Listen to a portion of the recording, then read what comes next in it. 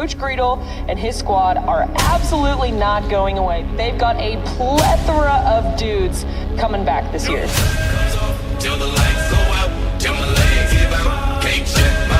This is going to be a really good team because they have a lot of the elements, a lot of talent on this team. The Bastrop Bears, a team loaded with talent on both sides of the ball heading into the 2025 season.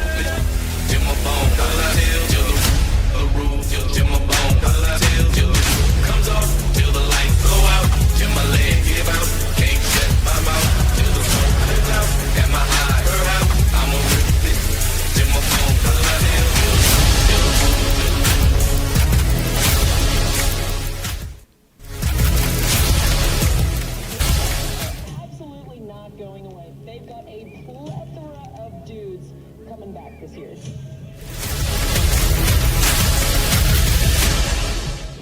This is going to be a really good team because they have a lot of the elements, a lot of talent on this team. The Bastrop Bears, a team loaded with talent on both sides of the ball heading into the 2025 season.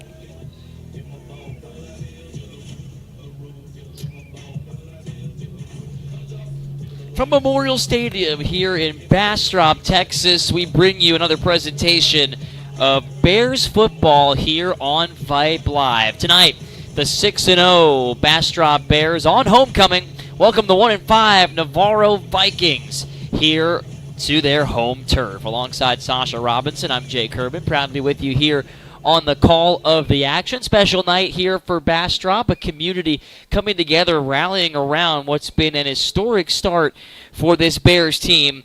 A high-flying offense headlined by Weston Nielsen has delivered to the tune of 60 points per game over the course of the season, and their second-half performance against Connolly proved the type of team they can be when both sides of the ball are working in harmony. A second-half shutout of Connolly, a game that was tight at the half last week, did not finish that way. A 62-18 final score moved the Bears to 6-0, Sasha. Glad to have you back with us. I know you watched that game from home, but certainly an impressive showing for the Bears as they come home with momentum on their side. Yeah, that game just a great This is going to be a really good team because they have a lot of the elements, a lot of talent on this team.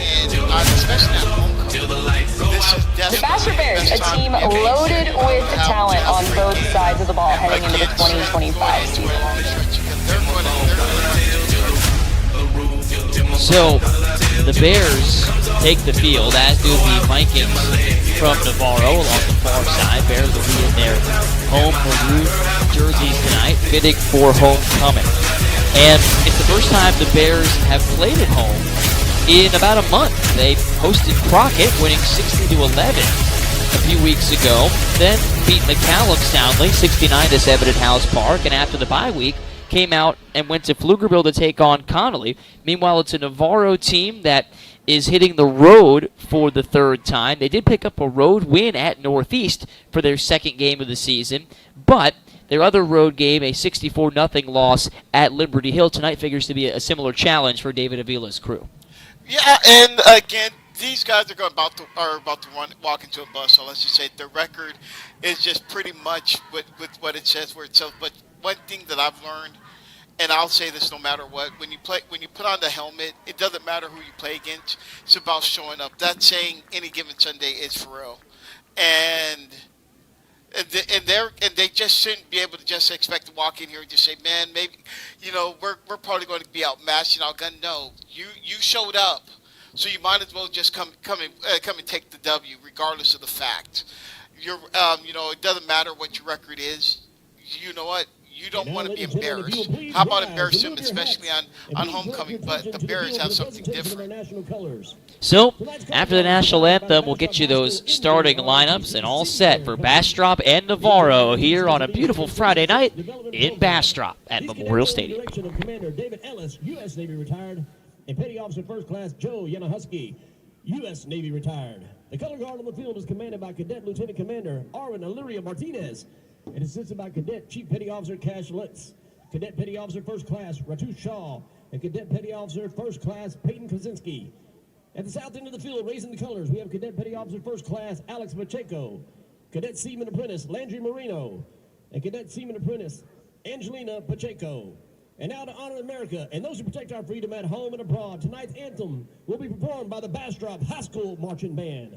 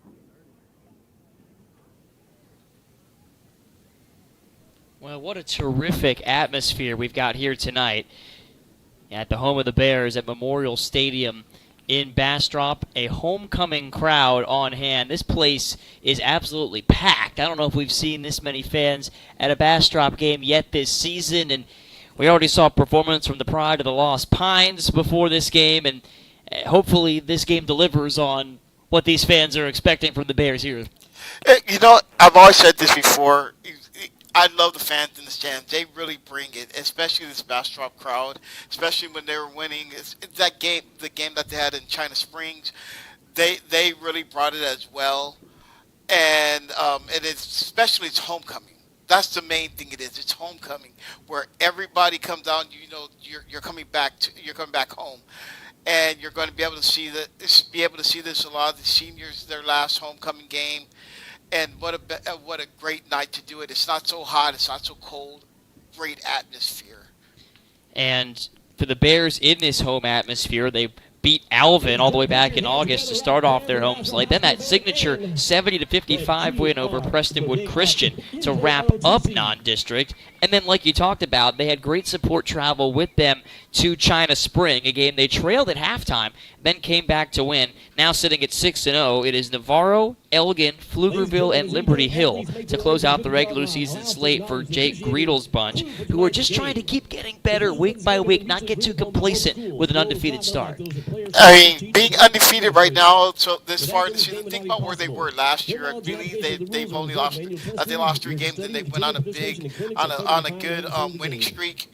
And now again, they're undefeated. Like I believe, when one of the first things that you said, they were the hunters. Now they're the hunted. Nobody was expecting them to be where they are, but now everybody expects them to be where they are now. So Coach Griedel, he did a good job, fantastic job of coaching these guys. They lost a lot of talent coming in from last year, and now where they are now, a lot of players stepped up.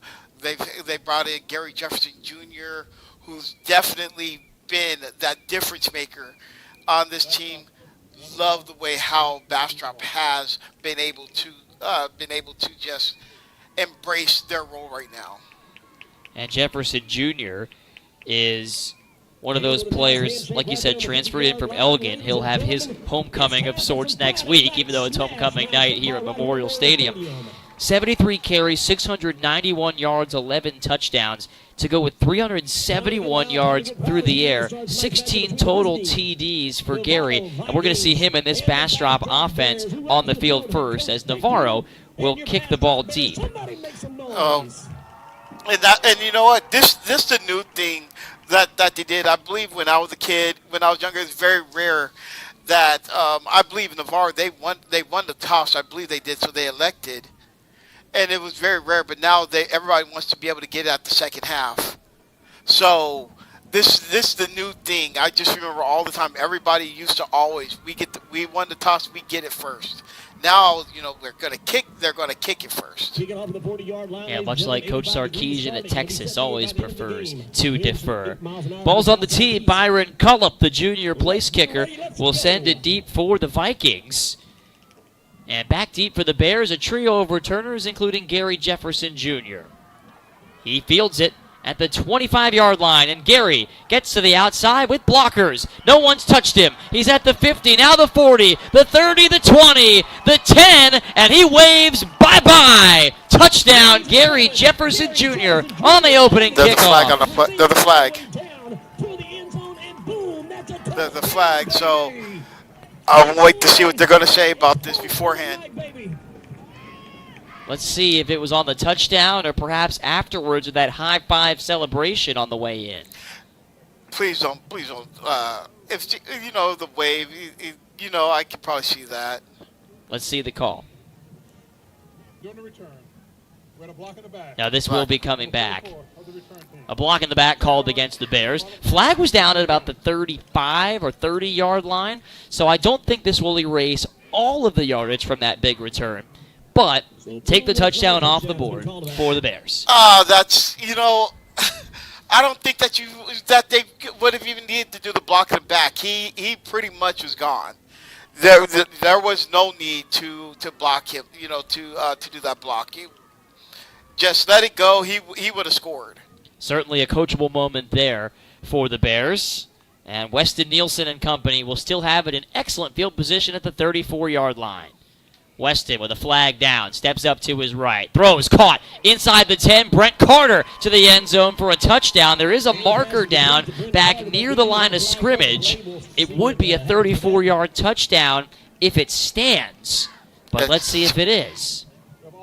It will. It's offside against Navarro, and that's a touchdown.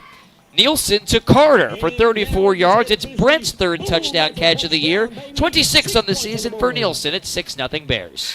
What a great way. If you take away from that kickoff return, go ahead and do a one-play offense with the nice scramble from Nielsen to just be able to find Carter, and he was able to just walk in. So it'll be Andy Carbajal on for the PAT. And he blasts it through to add to this lead. It's 7-0 Bears. Just one offensive play is all it takes. And this is the start they wanted in front of a great crowd on homecoming against Navarro. At First National Bank of Bastrop, we've been... Most accountants look back at last year. Most advisors won't talk taxes at all. At E3 Wealth, we focus forward on what's possible. Every dollar you don't send to Uncle Sam is a dollar you can invest, enjoy, or pass on. That's why we build proactive tax strategies for today and tomorrow. Don't pay more than your fair share. Contact E3 Wealth in Bastrop today at 512-549-3931 or by email at info@e3wealth.com. Go Bears! Most accountants look back at last year. Most advisors... Bears on top by a score of 7-0, and it was just a one-play drive. Weston Nielsen finding big tight end Brent Carter for the 34-yard pitch and catch. Nielsen, who had 7 touchdowns last week through the air, matching a career high for passing TDs, is already on the board, as are his Bear teammates. Isaac Velasquez blasts the kickoff deep, and out to return for the Vikings is Victor Barcenas, and he is hit hard inside the 15-yard line. Looks like they'll mark him at the 12 for this Viking offense to start their first possession of the day. Good. I've been saying all season, special teams has been great for Bastrop all season. Outside of that, blocking the back, they've been stellar, especially on the kickoff, where they've been able to pin them. I don't even think anybody has had a good return on them all season, and now they're pinned back at the 13. Yeah, Connolly had a kick return for a touchdown called back to start the second half last week, but no returns that have counted, at least. Martin Vasquez is the Viking quarterback, and he hands it off to Navion Shaw, the senior tailback, who runs out to the left side for a gain of 2 yards on the Vikings' first snap. It's a Viking team that lost 27-14 its last time out against Crockett, giving the Cougars their first win of the season. Mentioned they're 1-5, a win at Northeast in Week 2. That moved the Vikings to 1-1 at the time. Started their season with a loss to Eastside, who's having a terrific season. Eastside a chance to potentially make the playoffs for what would be the first time since the 90s. The 90s, wow. That's before you were born. That it was. You're aging me. As Vasquez hands off to Shaw, he runs right, but he's brought down right near the line to gain. Looked like it was Parker Kirchmar sealing the edge with help from Tiki Hola. And that brings up 3rd and 10 for Navarro. And that was a good defense right there. Was not able to let him get going. The moment the handoff, the defense was just able to just get penetration, and that was dropped him for a good 3 yards. So with 10-11 to go in the first quarter, Bears already a touchdown on their opening drive, which was just a single play. Vikings facing 3rd down and 10. Vasquez hands it off. Shaw can't get around the corner. He's brought down by Austin Moylan, number 44, the middle linebacker for the Bears defense. And Navarro will send out the punting group after a 3-and-out. And again, good defense. They were trying to get something, bounce it out on a 3rd and long. Was just probably trying to run the ball, not trying to get a turnover. But the good defense, especially by the linebacker, was able to come up and get that loss of 1. A good tackle for loss by Moylan. Yeah, I thought Moylan really jumped off the screen last week in the win over Connolly. Getting back to full strength in just 4 games this year. Austin's already got 5 tackles for loss, 3 sacks, and a forced fumble. So getting set to punt this one away are the Vikings, and Byron Collup. He pooches his punt down the left sideline. It rolls out of bounds, still in Bear territory at about the 42-yard line, so roughly a 30-yard punt. And the Bears will start in plus territory, looking to add to their early lead. Not a really good punt, but they had a Viking bounce that was able to just at least get it back over there, even though that they are going to be in plus territory. They also did a good job of not kicking it to Jefferson, because that's where it was going to go to. So again, good. Bastrop has a short field to work with.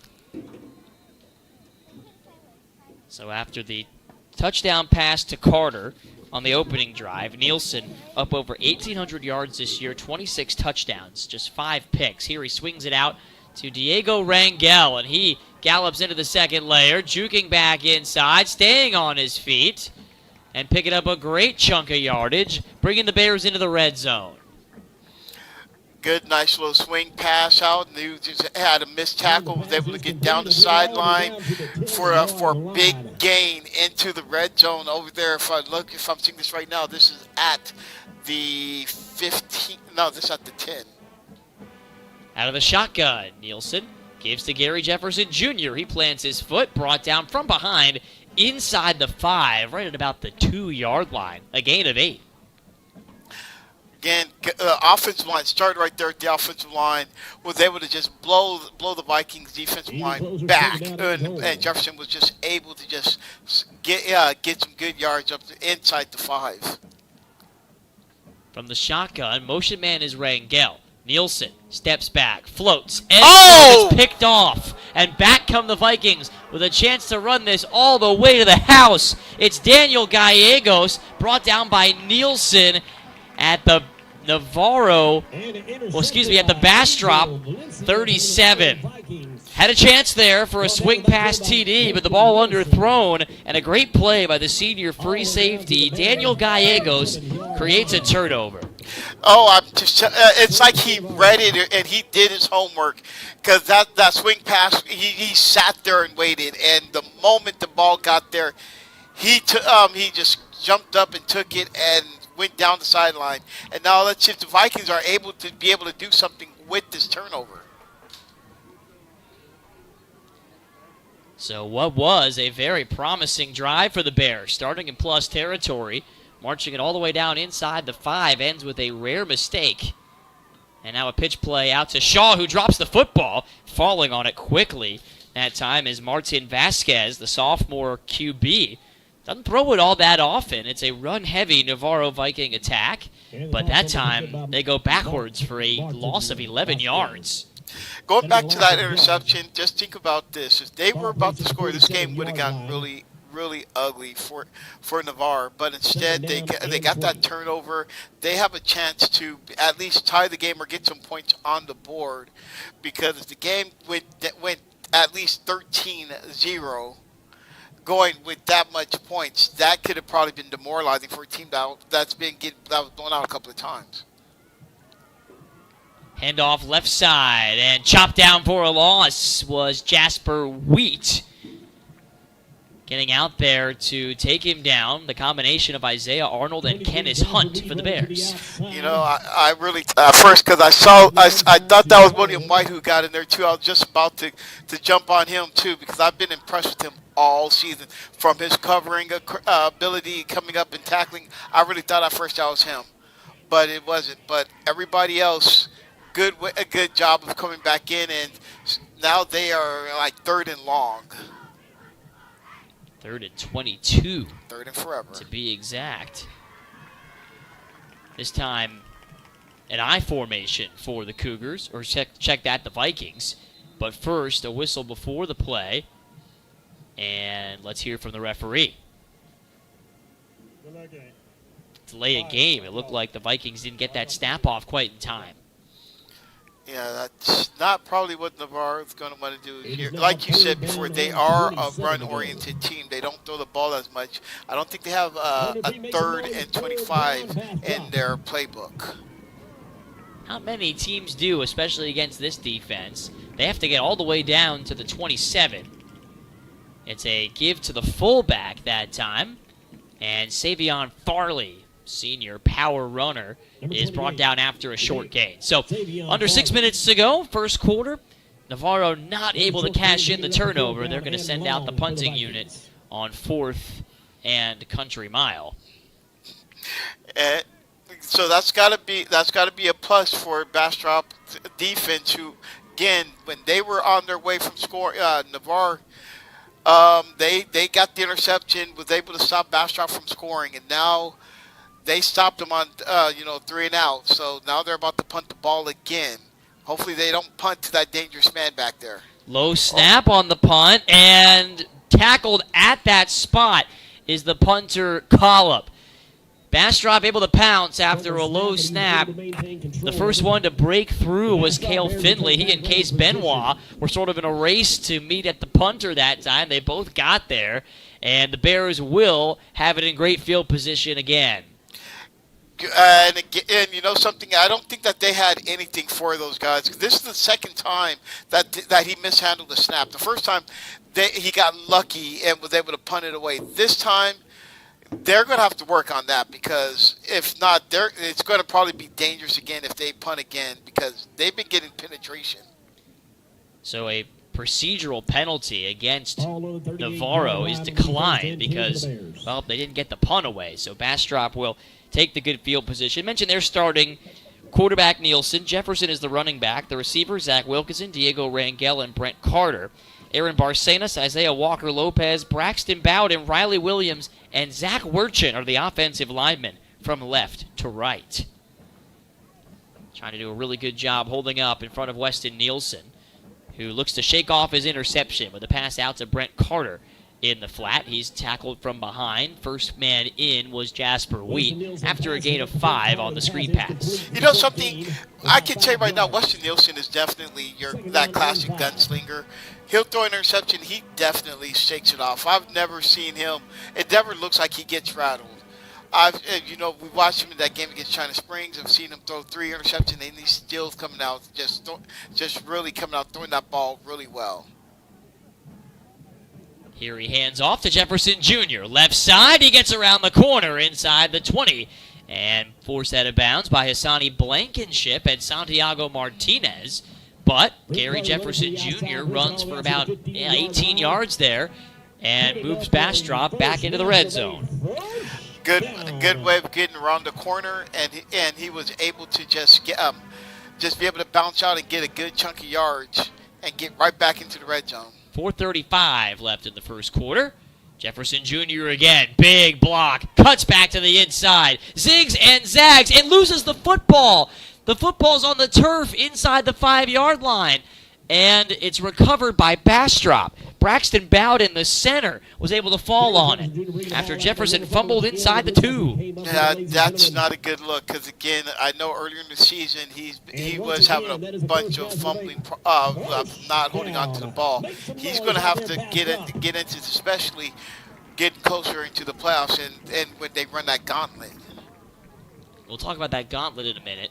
As Jefferson Jr. gets the handoff, they go right back to him, and this time he plows into the end zone for a 2-yard touchdown run. Right up the middle, and he gets another score. That's his 12th rushing touchdown. And Jefferson Jr. makes quick amends for the fumble. Has his center Braxton Bowden to thank when he gets back to the sideline after he helped save the drive inside the 5. Carbajal's extra point splits the uprights. And with 4:13 to go in the first quarter, Bastrop has doubled its lead to 14-zip over Navarro. Most accountants look back at last year. Most advisors won't talk taxes at all. At E3 Wealth, we focus forward on what's possible. Every dollar you don't send to Uncle Sam is a dollar you can invest, enjoy, or pass on. That's why we build proactive tax strategies for today and tomorrow. Don't pay more than your fair share. Contact E3 Wealth in Bastrop today at 512-549-3931 or by email at info@e3wealth.com. Go Bears! 4 minutes, 13 seconds to go first quarter. Bears, after a little hiccup early in this game, an interception, the first thrown by Nielsen in 3.5 weeks. Well, 3.5 games, I should say. They're able to get the defensive stop for some negative plays and then march 38 more yards for a touchdown. Gary Jefferson Jr. runs it in from 2 yards away. And now Velasquez set to kick it deep. Jasper Wheat, the return man for Navarro. He juggles it, but has it now at the 10, spinning his way out to the 15, where he's met by Cale Finley. Second good special teams play from the Bears safety, and it will be inside the 15-yard line where Navarro sets up shop. Another good play by the Bastrop special teams. Not even getting to the 20. Was able to just pin them back there and set this Vikings offense in not good field position. So far, this Vikings offense has moved backwards on first down a couple of times. That's really thrown them off schedule for a run-heavy team. That's obviously difficult to contend with. Vasquez, the sophomore QB, has it under center, but a little bit of a misfire there as the play clock hit zeros, and we're going to have a delay of game, it looks like. It's a false start. Yep, there it is. My apologies. False start will back them up 5 yards all the same and set up first and 15 from the Viking 10-yard line. It's a Crockett team, or a Navarro team, that It'd be first and 15 on the 10-yard line. started last season 2-0 with wins over Eastside and Northeast. This year, off to a 1-2 start to the campaign. And on first down, a gain of about a half yard off to the right side for Vasquez. And again, Bastrop's defense was able to just contain, not even let the play develop. The moment it seemed like you're about to turn up, there were like about 4 or 5 red maroon jerseys just over there, not letting him turn the corner. Case Benoit, Kenyon Moore, Tiki Hola, Val Regalado, Parker Kirchmar along the front lines. Austin Moylan, Isaiah Arnold manning the middle as linebackers. Kenneth Hunt, Cale Finley at safety. And Adrian Martinez and Willie White in there at defensive back. Zach Wilkinson working along the back end some as well tonight. As another short plunge up the middle for QB Vasquez. Martin Vasquez running the ball. Looks like they didn't even give him about a half yard there. It will be 3rd down and 14 for the Vikings with 3 minutes to go in the first quarter. Bears on top 14-0. Yeah, it looks like it was kind of a busted play. He looks like nobody was right there, and he just tried to go right up the middle. And again, that defensive front was just sitting there waiting for him. Let's see what this front can do on 3rd down. Pitch goes out to Wheat. He jukes past one defender, but then is hit hard. First contact came down low, I believe, from Kirchmar, and then Kenyon Moore, the defensive tackle, was able to lay him out for a gain of only 2 yards, setting up 4th down and 12, and the 3rd Navarro punt of this first quarter. Yeah, it seemed like he was about to hit the corner. He thought he may have had something going because it looks like that hole parted to sea and then turned around, and he was just able to, and he was just tackled. So Navarro's had a couple of snap issues on punts. This time a whistle before the snap. Not a delay of game. There was a couple seconds left up on the timer, but possibly a false start, as we'll hear from the official. Looks like a substitution infraction. Actually, too many on the field there for the Vikings. So the punting group, which didn't have to work as often as usual against Crockett in the loss last week by a final score of 27-14. And this punting group's having a little bit of a rocky start. Bastrop might bring some more pressure here on 4th and now 17. Vikings will have to punt it from their own end zone here. And back to return, should he get the chance, is the electric Gary Jefferson Jr. And the punt snap is dropped. Tackle in the end zone that time for a safety. It was Finley and Moylan breaking through in waves. Looked like Grayson Thompson got into the backfield there as well. So a low snap results in a safety. It is now 16-0 Bears with 1:49 to go in the quarter. Yeah, and that's exactly what I was talking about a moment earlier. The last time they punted and there was a tackle. That is something that they're going to have to get adjusted because that's the 3rd time the punter was not able to properly get a handle of that snap, and the Bastrop is just able to just penetrate, and this is going to probably be something going on all game if they don't get a handle of this. So the safety punt will come from the 20-yard line, and the Bears will likely get the ball back in very good field position again.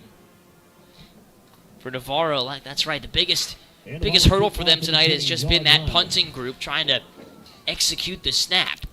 Byron Collop to kick. Collop ready to boot this safety punt away. And he squibs it, where Kenneth Hunt grabs it at the 45-yard line. He tries to cut outside. Now he weaves his way through, bounces to the outside, gets to the 20, spins through another arm tackle, and finally shoved to the turf out of bounds inside the 20-yard line. Very good return by Kenneth Hunt. Really good return for them just to be able to get right into good position. They're going to start inside the red zone at the 19. And real good short work while this first quarter is about to come to an end.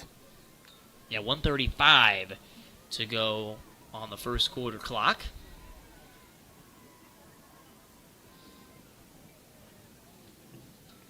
From the left hash, the Bears will start this drive at the Viking 19.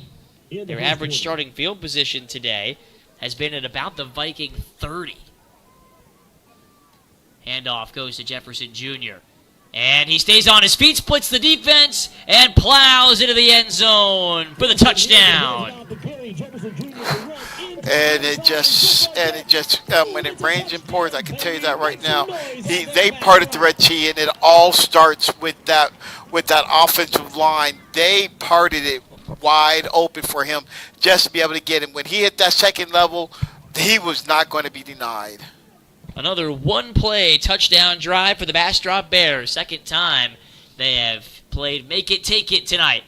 And so the safety immediately cashed in. The extra point by Carbajal is pure. And a strong first quarter performance from the Bears here on homecoming. They lead it 23-0 with 1:28 left in the first. For over 30 years, E3 Wealth has been challenging the status quo on how people think about their money. There are a ton of options when it comes to tax and finance, but most of them use a one-size-fits-all approach. With E3, you will get something tailored for you. If you're ready for a no-cost, no-obligation consultation, please reach out to our Bastrop office at 512-549-3931 or email us at info@e3wealth.com.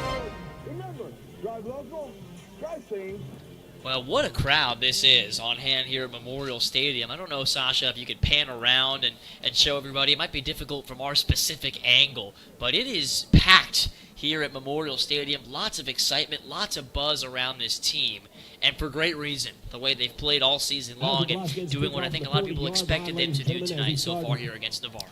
I mean, this is what you expect from a team that has championship aspirations. You got to get behind them, especially in hoping that you can be able to, that they can bring this home, especially in this area. Yeah, and we hinted earlier we were not able to get to it with the touchdown and then the safety and then the touchdown, but the gauntlet of a schedule coming up for the Bears. They will face the other two undefeated teams in this district very soon. Next week, it is a road trip to Elgin before hosting Pflugerville on Halloween night and then traveling to Liberty Hill the following Thursday. I can't wait to go to Elgin. Last time I went to Elgin, it was not. I didn't get a chance to go get some barbecue. This time, I'm making my mission. I told my wife I'm going to get some barbecue. Okay, might have to call it broadcast research purposes and go join you myself. It is 1st and 10 after the touchback at the 25-yard line for Vasquez and the Vikings. Bastrop showing blitz. It's a handoff, and it is blown up in the backfield by Bastrop. Isaiah Arnold came in like a torpedo to bring down the ball carrier for a loss. He came in like a rag ball, and he definitely blew that play up. The moment he got the handoff, he was tackled. Arnold and Moylan, a really tough set of customers there in the middle. Last week he had 7 tackles, a sack, and a fumble recovery in the win over Connolly. 50 seconds to go in the quarter.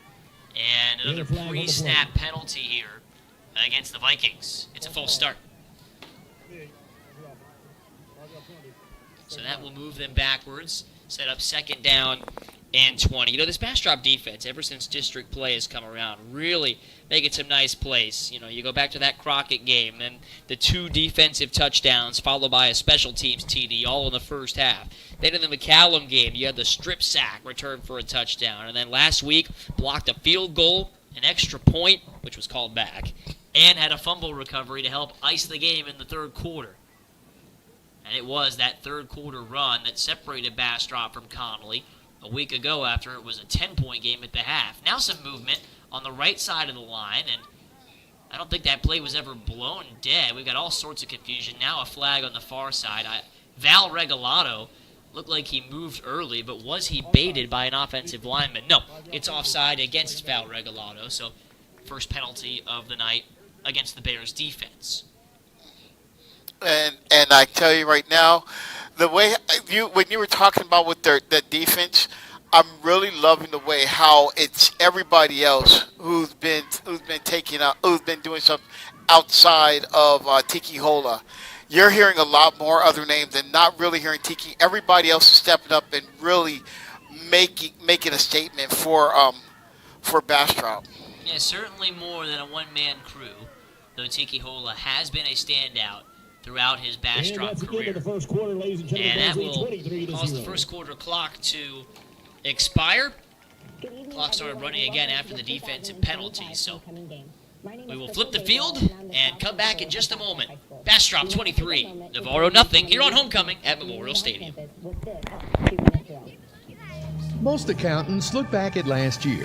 Most advisors won't talk taxes at all. At E3 Wealth, we focus forward on what's possible. Every dollar you don't send to Uncle Sam is a dollar you can invest, enjoy, or pass on. That's why we build proactive tax strategies for today and tomorrow. Don't pay more than your fair share. Contact E3 Wealth in Bastrop today at 512-549-3931 or by email at info@e3wealth.com. Go Bears! To investigate osmosis, the movement of water molecules across a semi-permanent membrane. Theater's fall musical Anastasia has 2 more. Back to the action here at Memorial Stadium. Jake Herman, Sasha Robinson on hand. The Bastrop Bears look to continue their title defense in District 11-5A D2 against the Navarro Vikings, 0-3 in the district, looking for their first district victory on the season. We're going to keep an eye as this game goes along on some of the other games around the district. We'll get to those in a moment, including the matchup between Pflugerville and Liberty Hill, the other 3-0 teams tied for first with the Bears at the moment. On second down, a handoff goes to the right side, and that is a tackle made for a loss. Miles Johnson, who Coach Greedle a couple weeks ago said they have to find a way to get him some more snaps. He's playing now as a linebacker, and he comes up with the TFL. And that was a real good tackle for a loss. The way how he was just able to just get in there, shoot, just be able to get outside, was just able to just get him, sling him down to the ground. Again, when you have a player like that, you're just like, we got to find a way how to get him on the field. That's let you know that you have talent all across the board, especially when you have a player like, we got to get this player on the field. How can we get him out there? Another new face out there is Justin Lawrenson as the give goes to the left side and Wheat, and he gets a gain of 2 yards there on third down and 18. So punting has certainly been a bit of an adventure for Navarro tonight. They're going to send that group back out there here, and we'll see if the Bears apply a similar amount of pressure to it. And like I said before, like I was saying, their last 3 times, outside their first one, which when they punted, it wasn't a good punt, but it wasn't blocked. Their last 2 times, it was not a good situation because Bastrop was able to penetrate and just really get some points. This time, he gets the punt away. It's a bit of a shank off the left side of the punter's foot, that is Collop, and it goes out of bounds at the Navarro 33-yard line. Only a net gain of 14 yards on that punt, and back come the Bears, looking to make this potentially a 30-0 lead.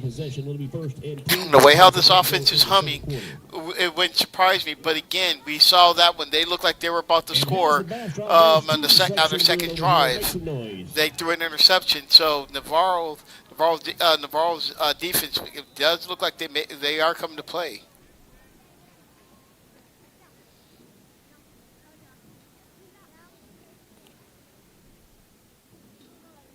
Nielsen from the shotgun. Steps back, deep drop, deep throw. It's out of reach. First target today for Zach Wilkinson, who is coming off a school record 5-touchdown performance in the win over Connolly. Really stepping up in the absence of Dallas Crescenzo, who is not available tonight. Suffered an injury last week that Jake Greedle says they're taking week to week, but has a feeling maybe won't see him for a little while. And that's got to be devastating. But this is where you know the talent that you have, because you have to have.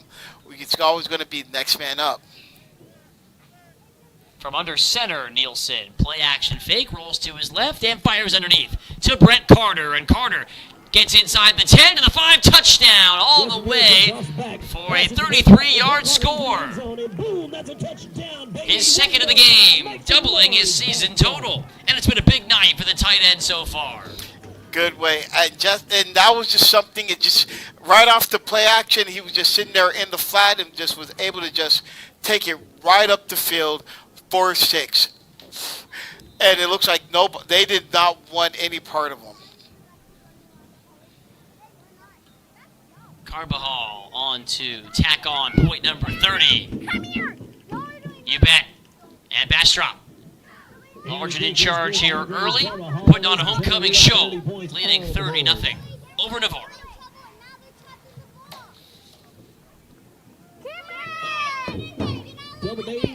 For over 30 years, E3 Wealth has been challenging the status quo on how people think about their money. There are a ton of options when it comes to tax and finance, but most of them use a one-size-fits-all approach. With E3, you will get something tailored for you.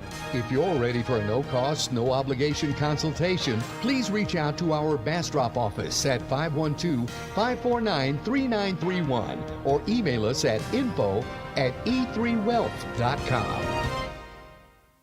got it.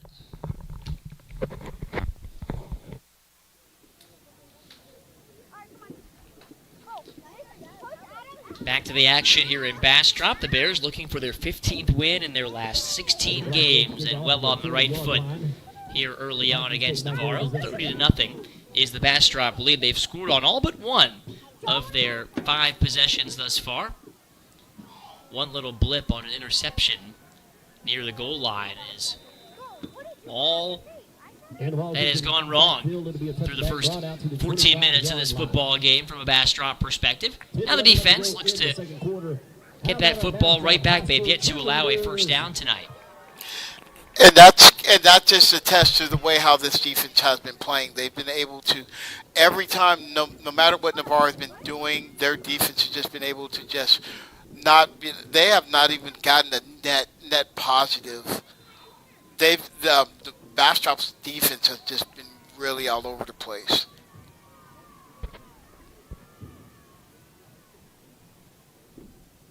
$10 minutes, 11 seconds on the first half timer. And Vasquez hands to Wheat. And Jasper Wheat running right side, taken down by Case Benoit for a loss of 2. And again, something that they've been doing all game has just been able, the moment it seemed like they've been trying to get outside, somebody's has been shooting the gap and has not been able to let him be able to turn up the field.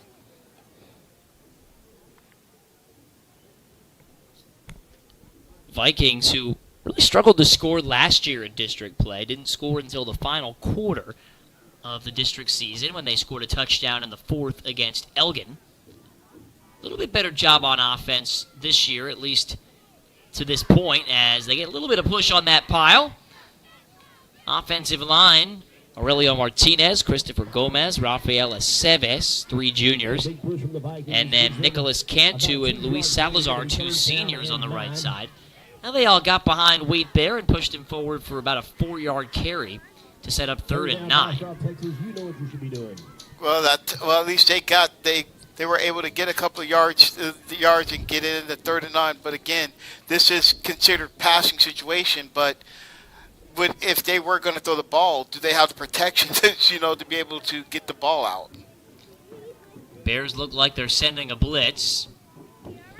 Vasquez rolls right, puts it up, and has his target for a first down at the 39-yard line. The catch made by Trayvon Washington, the senior at receiver. Hey, and that just answered my question right there. He was able to, that was just to roll out something, because again, they were, Bastrop is probably expecting run. He was able to roll out. They were expecting it, lulled him into sleep, and was able to get him right there on the, and he was able to just get the first down.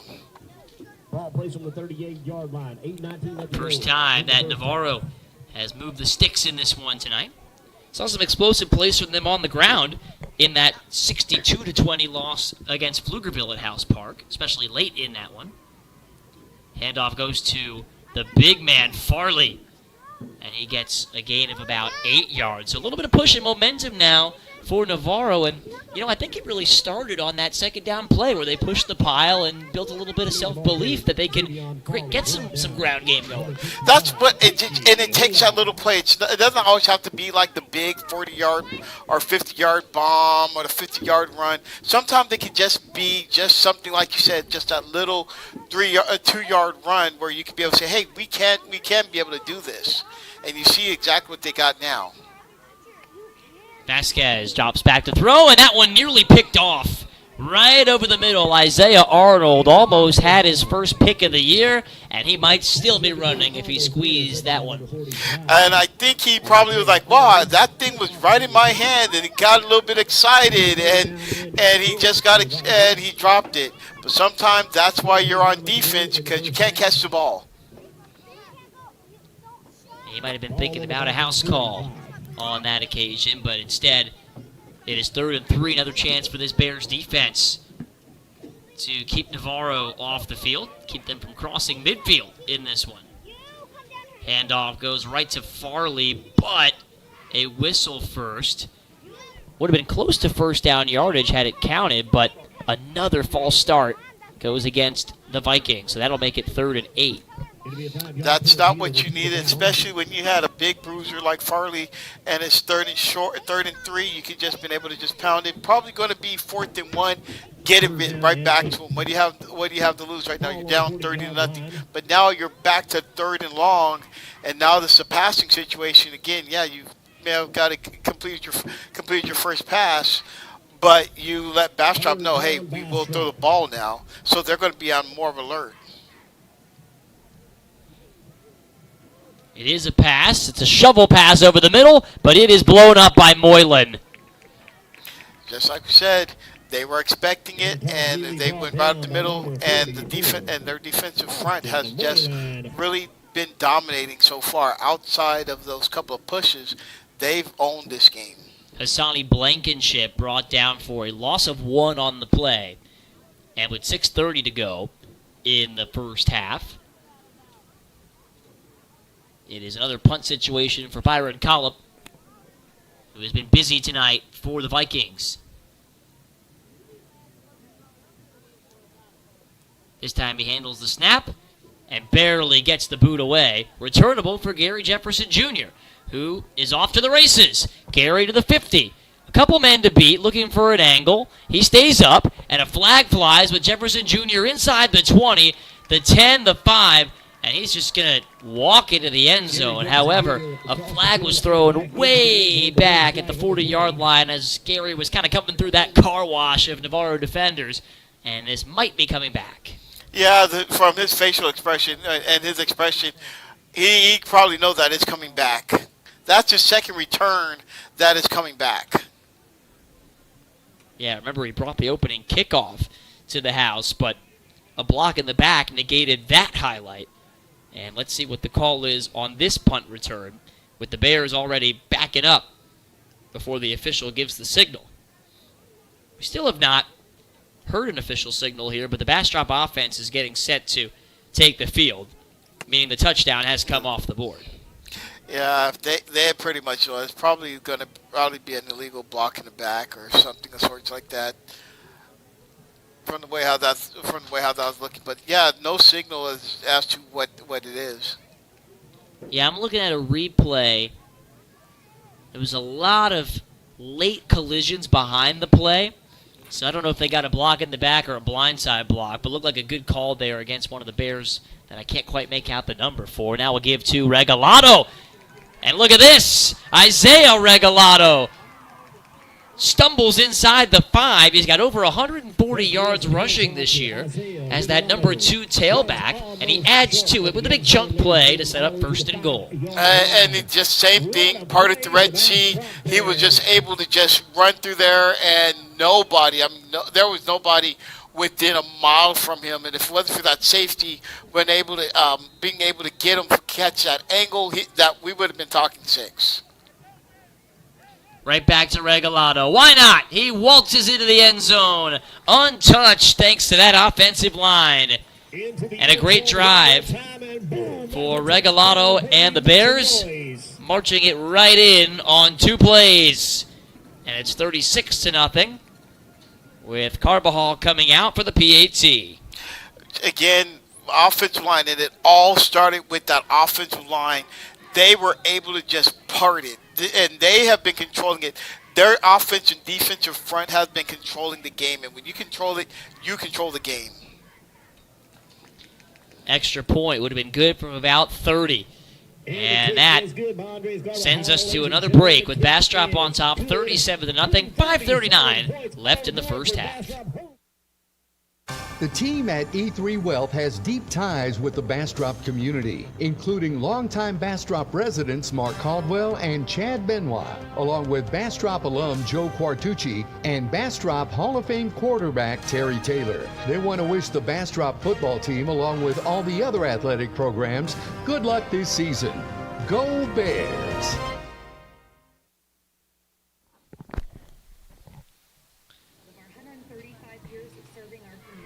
With 5:39 to play in half number one, Bastrop large and in charge here, 37-0.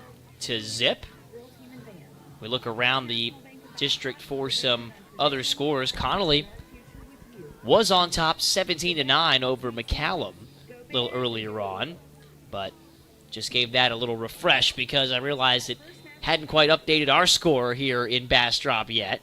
So we'll get you those up to the minute scores here as we move along, with only 5.5 minutes separating these two teams from the dressing room and separating us from seeing some homecoming festivities here in Bastrop. We'll have a little more later on some of the traditions and festivities going on this week. Of course, a lot of mums and garters out. You know, I hadn't heard of a mum or a garter coming from the East Coast before moving to Texas. You haven't? Well, I have now. Well, you know, because my wife is from the same area and does a lot of things that she's never that she was kind of surprised. She went to her first high school game with the China Springs Bastrop game, and she was really surprised about the way how that is. You've got to tell me more about how high school football was up there in the East Coast, because I'm just surprised.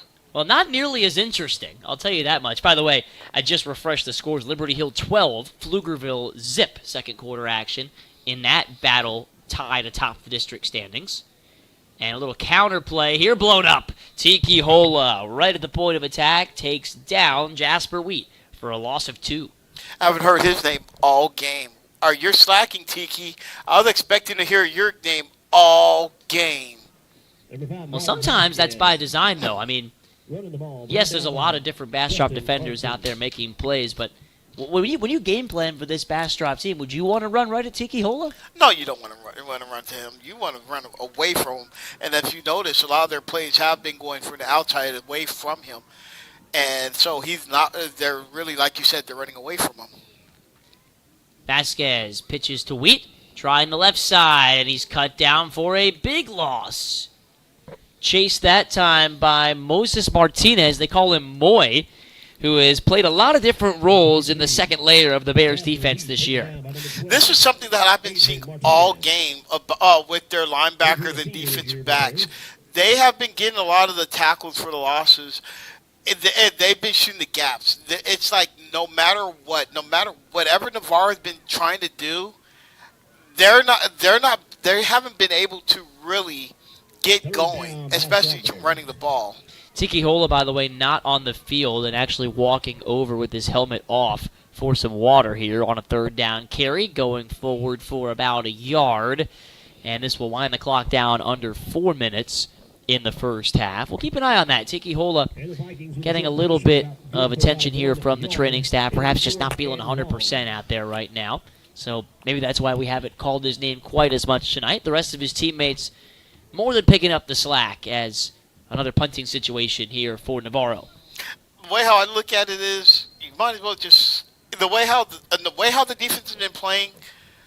And you're doing a good job. How about just let big number 55 just take the rest of the game off?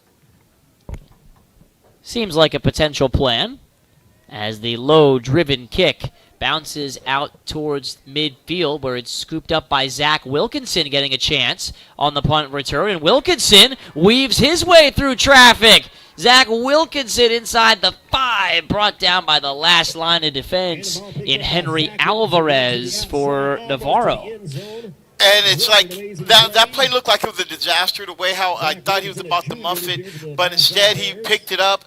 Good blocking by the special teams, and he was just able to just get a nice return inside the 10 for another potential scoring for the Bears.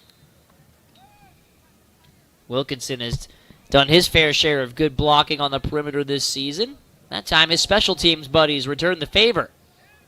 Nielsen at quarterback, flanked by Jefferson. He steps back and throws a screen to Rangel. Diego spins, but he's brought down. Good job rallying to the ball by Gallegos. And he gets a helping hand from Blankenship to stop that play for no gain. Good, and again, right before it looks like they were about to get something going on that little pass out to the flat, but Navarro was just able to just not let it get going. So on second down from the 10-yard line, Jefferson Jr. working in the backfield. Flag flies as Gary stiff arms. He is brought down. Leo Chavez gets the TFL. Good determination that time after Gary wouldn't go down easy. And it's like that's the first time that they were able to get a handle on him, because every time it looks like Gary had the ball, he was not going to be stopped. But they're calling the face mask. Yeah, Gary Jefferson Jr.'s persistence pays off. He did draw a face mask on the play, and that is a tough break for the Navarro defense, who made two pretty good plays in a row, but they're all wiped away on first and goal, half the distance, down to the 6. And just like said, you had two good defensive plays. You were able to stop Gary in the backfield, something that you would have probably had to look at. Keep your head up. We finally stopped him. We got him back there, and it went from first to a third and goal outside the 10 to now. Right back to Gary, and he goes right down the highway into the end zone for a touchdown. Great blocking that time by the Bears once again up front. Aaron Barcenas had the key block to clear the way. And it's 43-0 Bears with 2:12 to go in the first half. Jefferson Jr. has his third touchdown of the game. It looks like maybe he's about to break the school record with that third, and we have a lot of game to go right now. and again, that offensive line has dominated parting the Red Sea for him to just be able to score. Carbajal stays perfect. And the Bears, with 6 touchdowns and a safety, building a 44-0 advantage with 2:12 to go in the second quarter. For over 30 years, E3 Wealth has been challenging the status quo on how people think about their money. There are a ton of options when it comes to tax and finance, but most of them use a one-size-fits-all approach. With E3, you will get something tailored for you. If you're ready for a no-cost, no-obligation consultation, please reach out to our Bastrop office at 512-549-3931 or email us at info@e3wealth.com.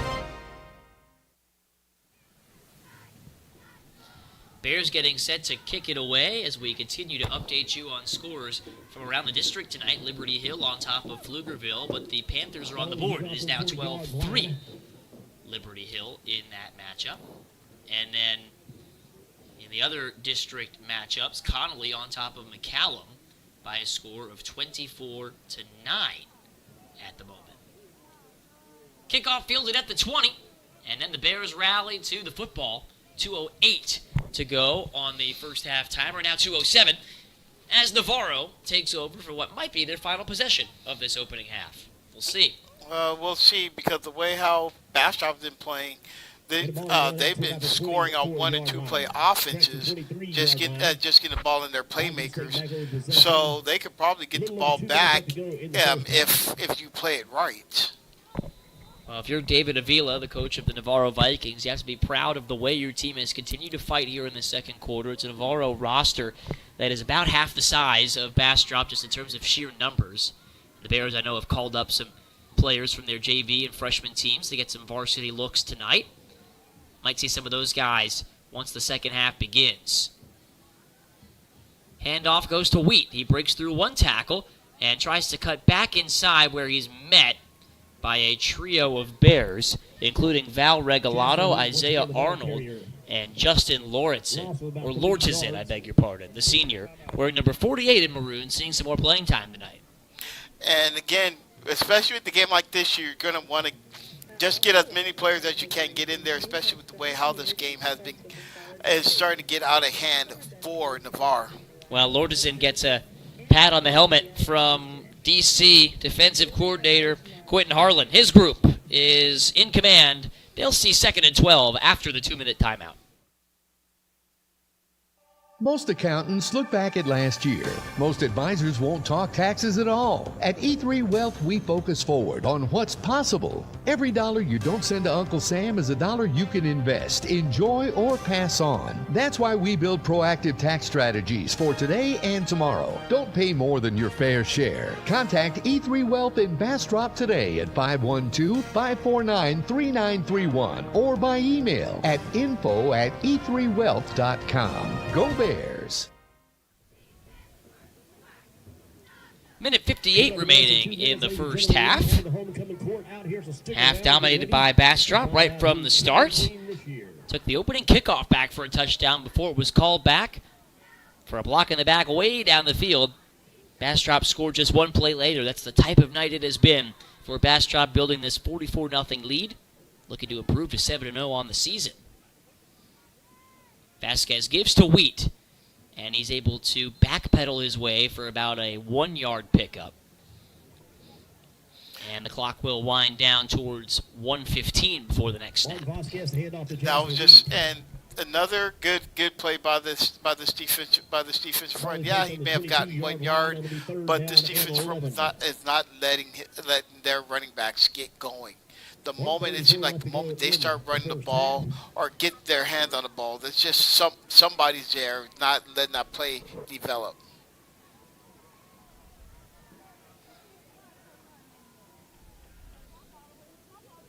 So, 3rd and 11. Hand off Wheat. Has some space. Right side. Sheds one tackle, but he can't get around the corner. Good job setting the edge by Lordizin and Arnold. Moylan involved, as he always tends to be, around the football as well. So it is 4th down and about 6 yards on the 5-yard carry. About a minute, 7 seconds to go. But the fact that the Bears forced that play out of bounds means they will get the football back here before the end of the half without having to spend a timeout. Not sure Jake Greedle would have spent that timeout on top 44-0, but now the clock stops, so Bastrop will get a possession.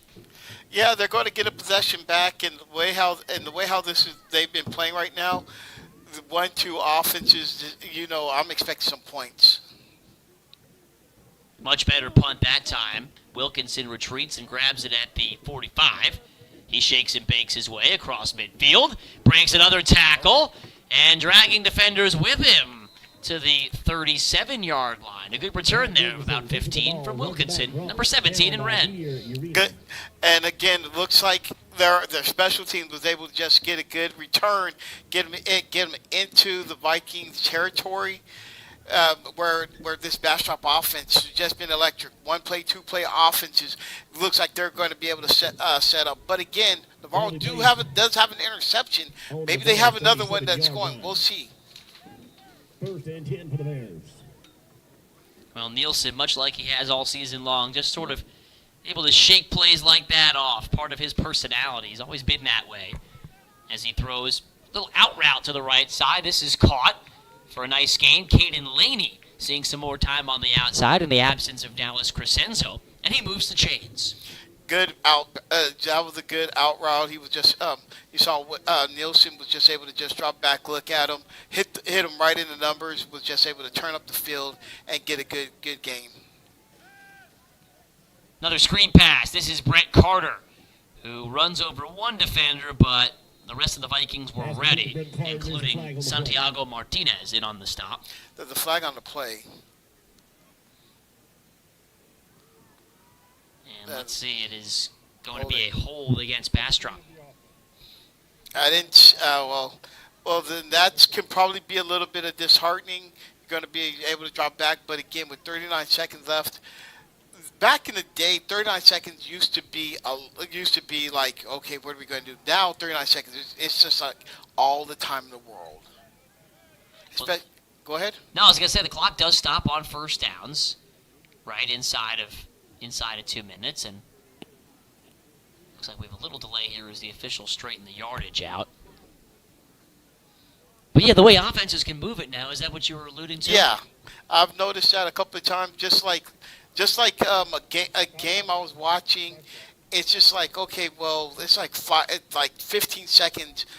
Like, you're like, oh, man, you got to get some chunk plays. Now it just seems like, no, you can do a lot in 15 seconds. There's a little confusion there, so the Bears decided to spend a timeout. We'll take it with them. 39 seconds to play in half number 1. Bastrop Bears, ladies and gentlemen, make some noise.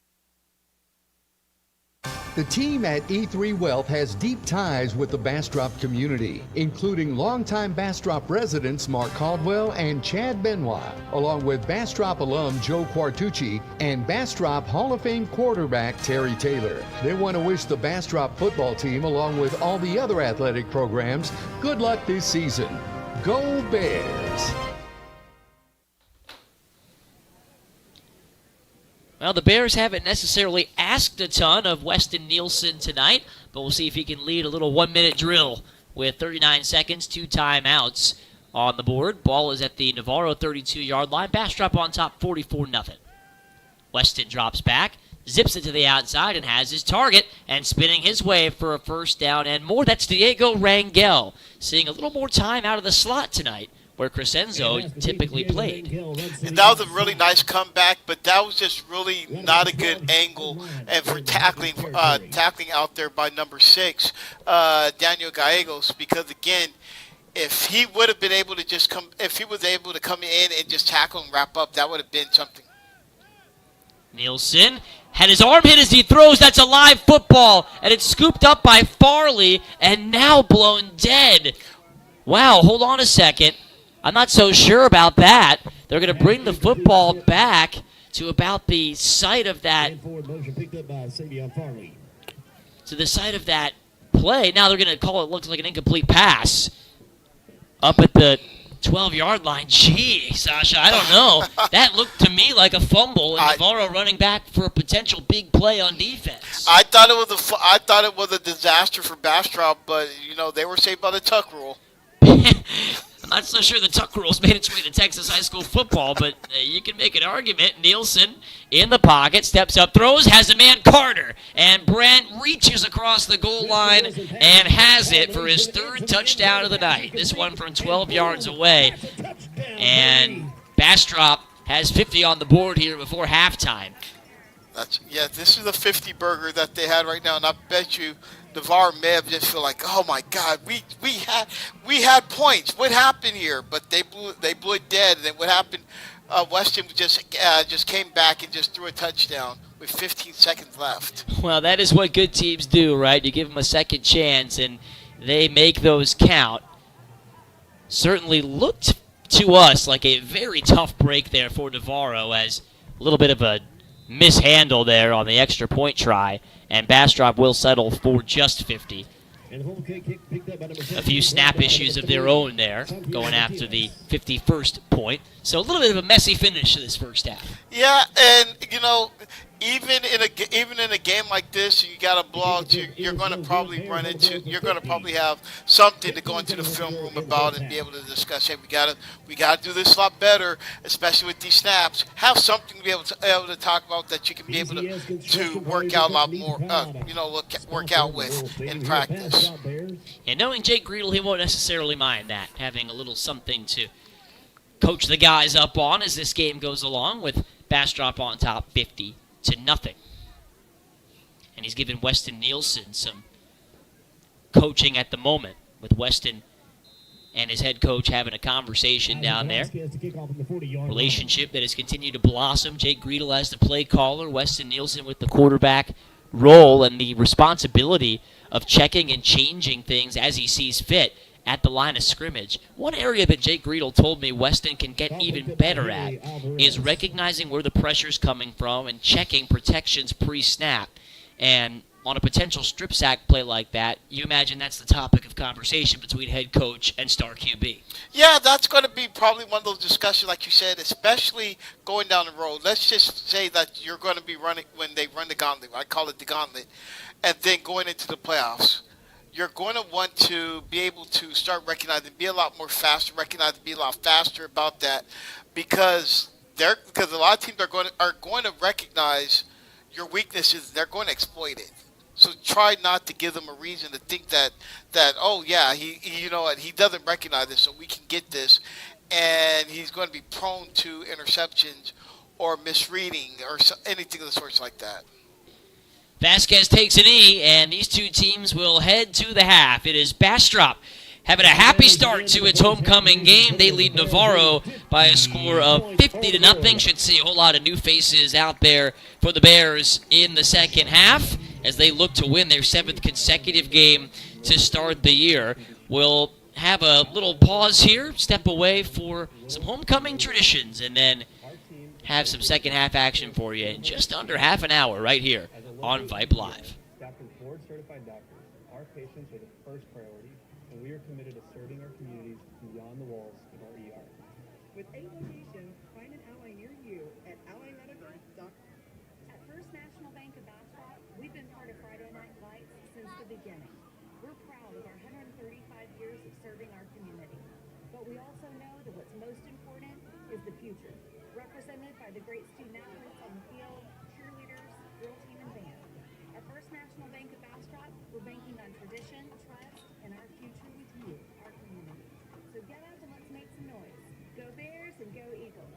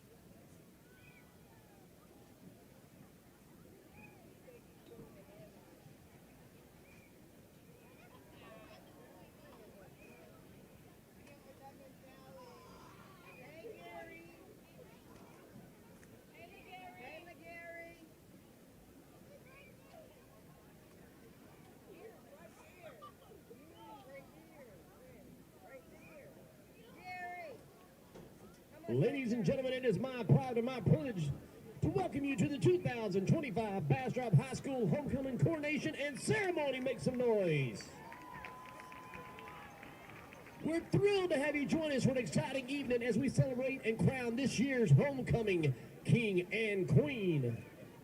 We kindly ask that you hold your applause until all attendants have been introduced. And now, we present the Bastrop High School 2025 Homecoming Court. Freshman Duchess Lady King is escorted by freshman Duke Braxton Shepard.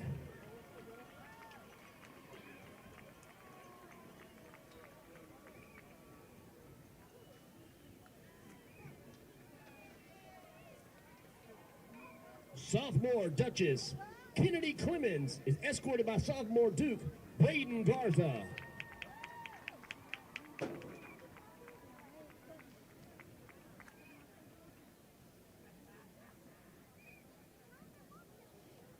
Junior Duchess Harper Stevenson is escorted by junior Duke Layton Bennett.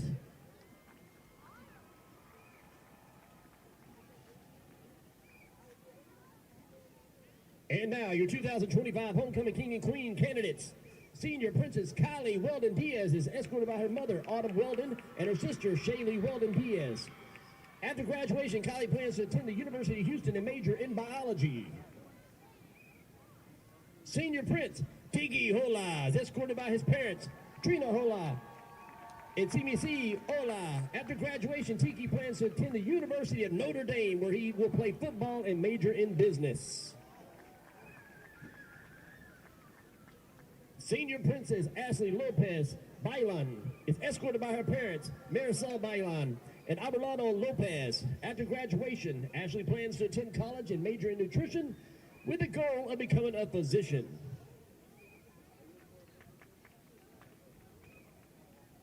Senior Prince Samuel Diaz Suarez is escorted by his father, Pedro Diaz. After graduation, Samuel plans to attend college and major in mechanical engineering.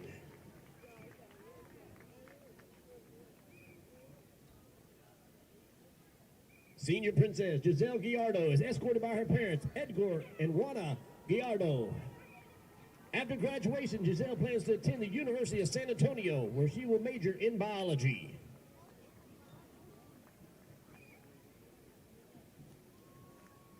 Senior Prince Valentin Regalado is escorted by his parents, JR and Stacy Regalado.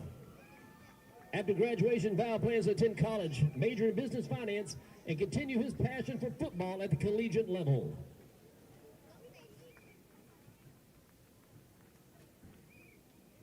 Senior Princess Addison McCarris is escorted by her parents, Mark and Leah McCarris.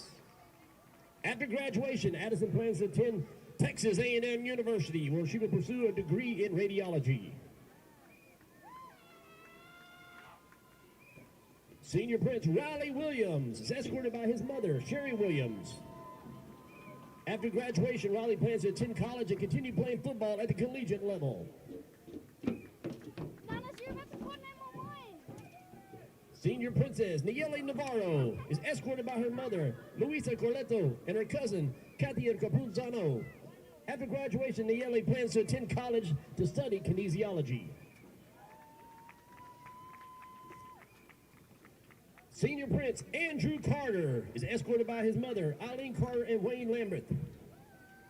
After graduation, Andrew plans to attend college and pursue a career in the electrical field.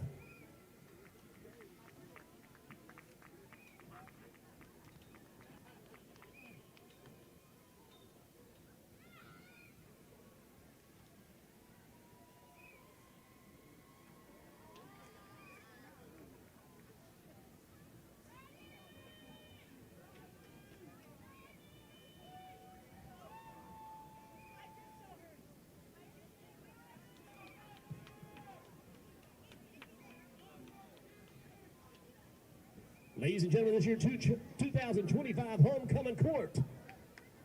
One more time, take some pictures and make some noise.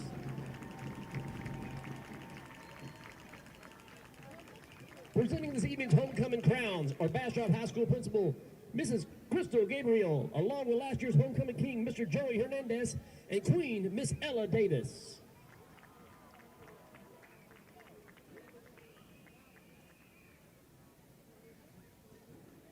And now, to announce your new homecoming king and queen.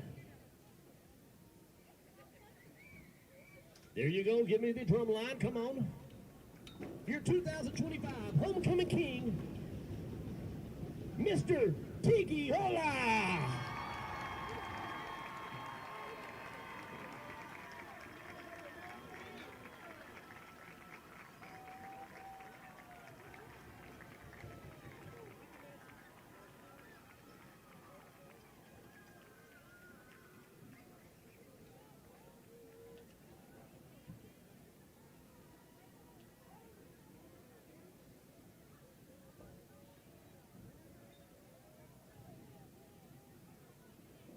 We hope that sash is big enough for that young man. As he takes his place on the 50-yard line, ladies and gentlemen, it's my privilege to announce your 2025 homecoming queen, Miss Addison McCarris.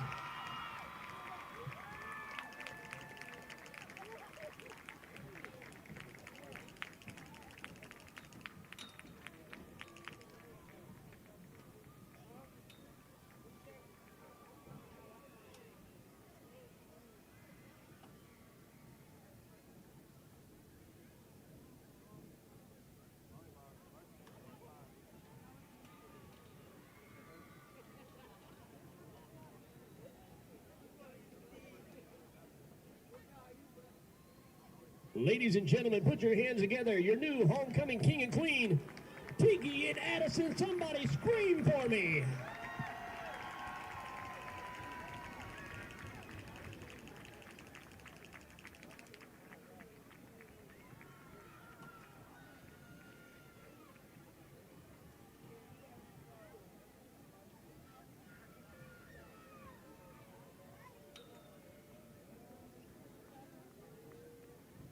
Ladies and gentlemen, thank you one more time. Put your hands together for your 2025 homecoming court. Don't go anywhere. We still have some festivities right after this.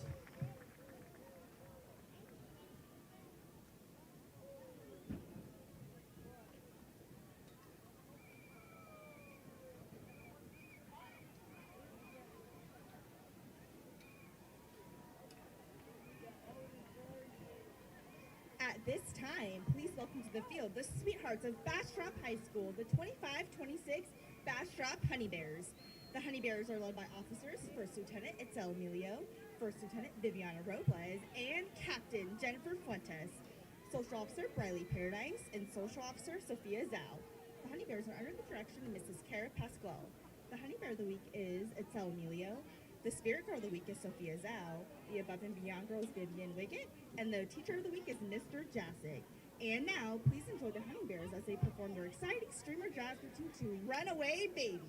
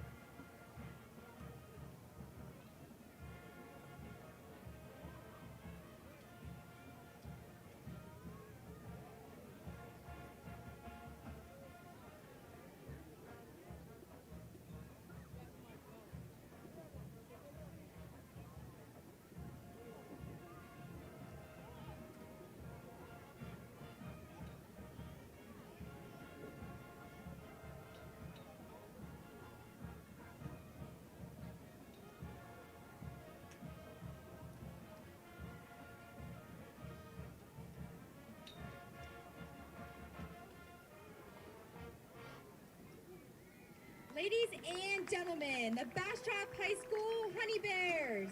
We would like to thank all our gold, platinum, and diamond sponsors, Bastrop Bookkeeping and Tax Services, TCS Mechanical, Simpson Septic, Texas Aces Dance Studio, VTech McClaver Homes, New Season RV Resort, Kyoto Japanese Restaurant, China Buffet, and Classic Bank. And thank you to the BHS Administration and Honey Bear Booster Club. And we would like to give a huge shout out to the Navarro Dazzlers. Have an amazing season.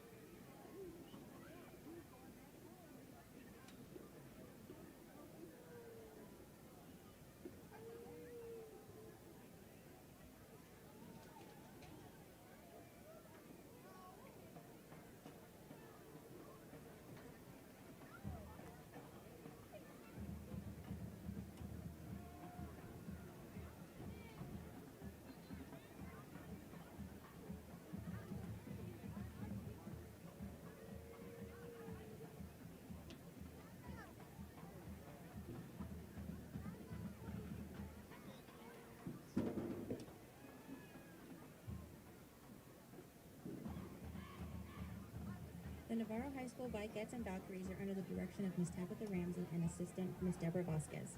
The Bikeette officers are Captain Kathy Corona, Captain Jasmine Gonzalez, First Lieutenant Julissa Suarez, Lieutenant Giselle Sanchez. The Bikeette social officers are Kimberly Morataya, Evelyn Suarez, and Gracie Careto. The Valkyrie spirit leaders are Ana Solis, Tanya Huerta, and Yahaira Bello. Tonight we celebrate Gabby Ramirez as Viking of the Week, Melanie Soldado as Valkyrie of the Week, Yamilet Dunes as Spirit Star of the Week, Yahaira as Star of the Week, and Jasmine Gonzalez as Director's Choice. The Navarro Bikettes will perform a palm routine to Push It, played by the Viking Band. We would like to thank Lanier Class of 2000 for supporting the Vikings today.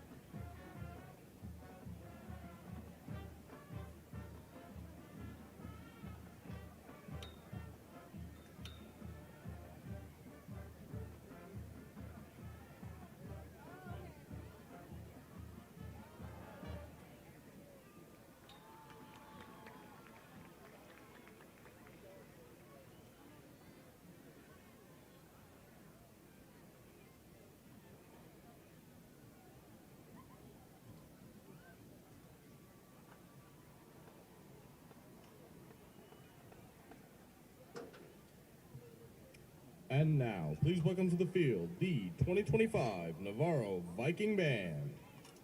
The Viking Band is under the field command of drum majors Reina Correas and Jose Perez.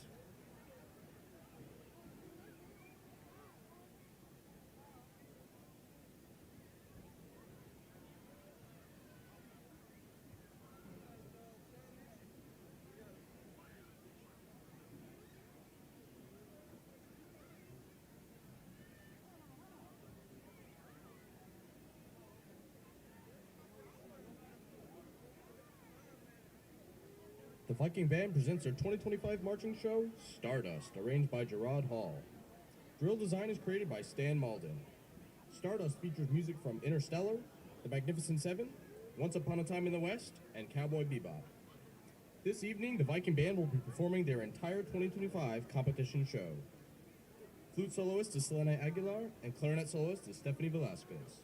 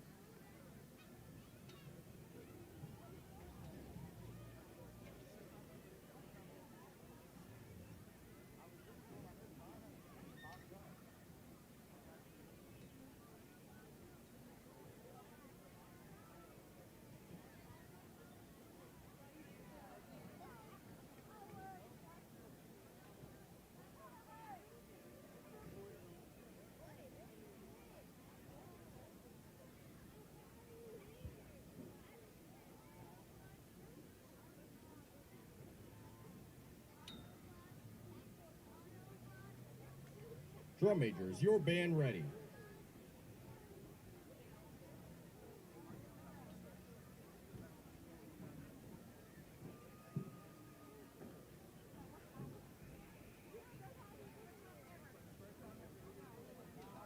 Ladies and gentlemen, the Navarro Viking Band.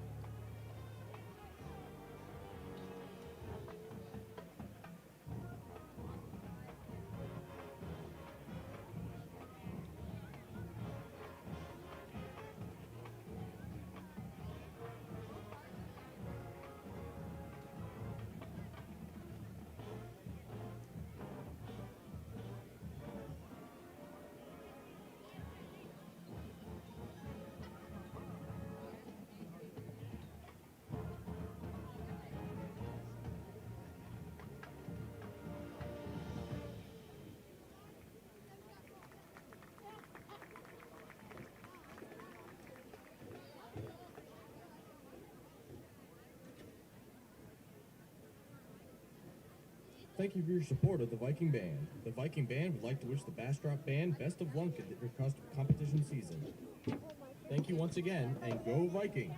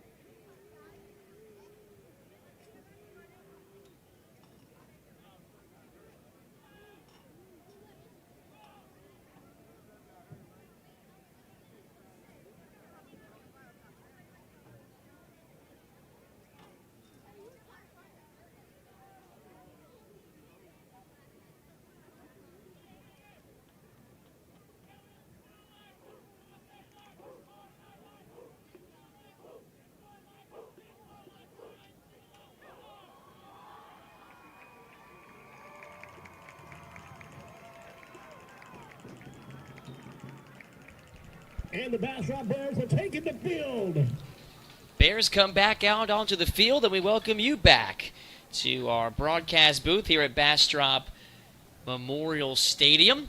Home of the Bears, who are just 24 minutes of football away from starting 7-0 here in 2025, 4-0 in District 11 5A D2. Let's recap the first half, Sasha, because if you joined us late, you missed quite a lot in this one, especially from a Bastrop perspective, needing just one play to score an opening drive touchdown and really never looking back from there. Not at all. It was one play offense, but you got to also remember that they had a kick return that was called back for it to be that one play offense for Bastrop just to be able to impose their will for them to, and also dominate throughout the rest of this game. And the Bastrop defense allowed just one first down for Navarro in that first half. Is there a part of their defensive performance that's impressed you the most today? I'm really liking the way how their linebackers have just been able to just been able to not allow their Navarro's off running game has just been able to get going. It seems like every time they hit the corner, somebody's coming up, and just it's a lot of tackle for loss. I mean, a lot of tackle for loss. Yeah, they've certainly been able to generate their fair share of negative plays in this one. As for the offensive highlights, Brent Carter has a season-high 3 touchdowns as Velasquez boots the opening kickoff deep and out of the end zone to start the second half. Gary Jefferson Jr., very similar line to the game he had against Crockett. Only a handful of carries, but 3 touchdowns and some explosive gains on the ground. Not sure Gary will top 200 scrimmage yards for the 3rd consecutive game he came in, having done that in back-to-back contests. But he will settle for a 3-touchdown performance today, if in fact his day is done. And then the other touchdown came from Isaiah Regalado, the backup running back, who we might see a little more of in the second half. Plenty of new faces on the field for the Bastrop defense, and we'll try and name those for you here as they make some plays to start the second half. Vasquez back to throw, and he is going to be dragged backwards for a big loss. The push came from Ocean Stubing, the quick sophomore coming off the edge. And I mean, if you look at it, it's like he didn't even see it coming. He dropped back. It was like a little three-step drop, and next thing you know, Subin was right on him just to bring him down. Right now, Stubing out there with Lornizin, Michael Renteria on the defensive line, as well as number 54, Jason Valdez. Tiki Hola and company going to get the rest of the night off. And congratulations, Tiki. He was named Homecoming King at halftime. Congratulations, Big Tiki. Even though I was just saying that you didn't make any plays at all, but you are the Homecoming King. Well, that wasn't necessarily true, as Wheat gets dragged backwards for a loss of 2 yards by this second-string Bastrop front. I want to shout out as well Andrew Carter, Sam Diaz, and Riley Williams, 3 other members of the Bastrop football team on the homecoming court. Just goes to show you the way some of this Bastrop team has carried over throughout the hallways of the school building. Definitely taking their role seriously as leaders and role models. You saw that earlier in the week when the Bears were over at elementary school helping kids out of the car. They were bright and early up at Colony Oaks, some a little more bushy-tailed than others, as Vasquez rolls to his right on third down, surveys, and he's going to hang on to it and just duck out of bounds for a gain of about 2 yards. He was being chased by a trio of Bears, including Martinez, Renteria, and number 30, Aaron Robinson. Fourth down. Good. Again, he rolled out trying to look for somebody, nobody to throw the ball to, and something that they've been doing all game. Nobody has been able to turn the corner. Somebody has been coming up, been able to stop them from even trying to get that play developing. Adrian Martinez is back to return the punt. We've seen both Jefferson Jr. and Wilkinson have big punt returns called back in this game, but certainly promising signs from this unit. And Martinez going to get a chance to watch this one. Check up at the 43. Looked like it was going to carry, but kind of just died with the breeze that is picking up, blowing right to left on your screen at home. And so we're going to see the second string offense here for the Bastrop Bears, it seems, with Carson Phillips, number 21, Jackson Phillips, I should say, number 21, getting set to take the reins at quarterback. And you got, I mean, this is the game where you can be able to just see exactly what you have going. I always believe in the next man up, because you can't always rely on your stars, because if somebody goes down, somebody's going to have to step up. Key to note, Bryce Cosgrove is out there as well. He's at the tight end position and now in motion as Phillips keeps and has a big seam right up the middle, and he ran into a defender, fumbled the football, and it looks like the Vikings have it. Well, it looked like a promising play right there on the quarterback keeper for Phillips. Ends in a fumble, and it's the second Bastrop turnover of the night. It was recovered by Leo Chavez, number 21 for the Vikings. Yeah, that's got to be another positive. And regardless of the fact, it looks like they are leading. If there's something positive that Navarro has going right now, they are leading Bastrop in takeaways. That's their second takeaway of the game. Yeah, this defense certainly doing a good job of hanging in there on the road. And I didn't see that time who it was that delivered the original hit, but it was a really good play in the open field by the defender in order to force the fumble. And Chavez there to recover and give Navarro the football at their own 24-yard line. Johnson adjusting late as Vasquez rolls to his left, fires out to the flat, and a low pass is hauled in.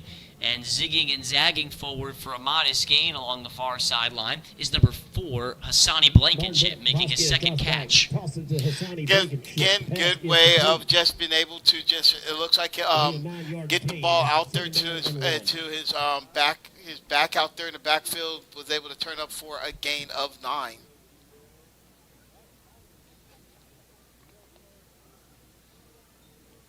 Looking at the Bears secondary right now, Chris Rockwell, who's seen some time with the starters this season, he is out there playing deep along with Miles Johnson. Handoff goes to Jasper Wheat, who stiff arms a defender, but then kind of got dragged backwards. Good second effort to stay with the play for Jason Valdez after Ocean Stubing initially tore through. It's a short gain, and it sets up 3rd and 2. Stubing again with getting back there and not allowing that play to develop. First, he got the sack on the first play of the second half, and then with this play right here. Sam Diaz, who was in that homecoming court, he is now out there on the field for Bastrop in that kind of rover position, coming down from strong safety, it looks like. And on third down, they give it to the fullback, Farley, who falls forward, but he's going to be about a half-yard shy based on the spot from the official on the far side. Corey Evans helped plug up the hole for Bastrop. And a decision time for Coach David Avila on his own half of the field, 4th down and short. Punting has been far from a sure thing for Navarro today. We'll see if they decide to go for it. And if they are going to go for it, that's, you know, right now, what are you playing for right now? You're down 50 to nothing. You're going to want to try to get something going, something that you can at least go into film study to say, hey, we tried this and this is what we got going here. So you got to get something going.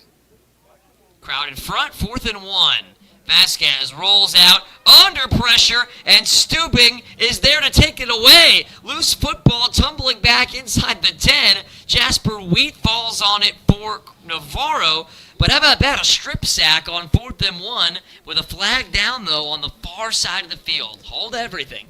We're going to have to hold that right now because I was about to say that it looks like now they are tied in turnovers. But let's see what they got here with this flag. Well, it would still be an advantage for Navarro in that category with both the interception and the fumble. A 2-0 edge in takeaways. A small silver lining in this game for the Vikings. But we've got a personal foul, it seems. Hold on a second. Jake Greedle is up in arms. Referee on the far side just signaled that it's Navarro football.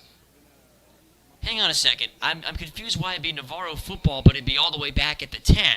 That doesn't add up. The original spot and where the penalty marker is way up at the 34-yard line. So let's give the officials a second, see if they give us a signal here. Let's listen in.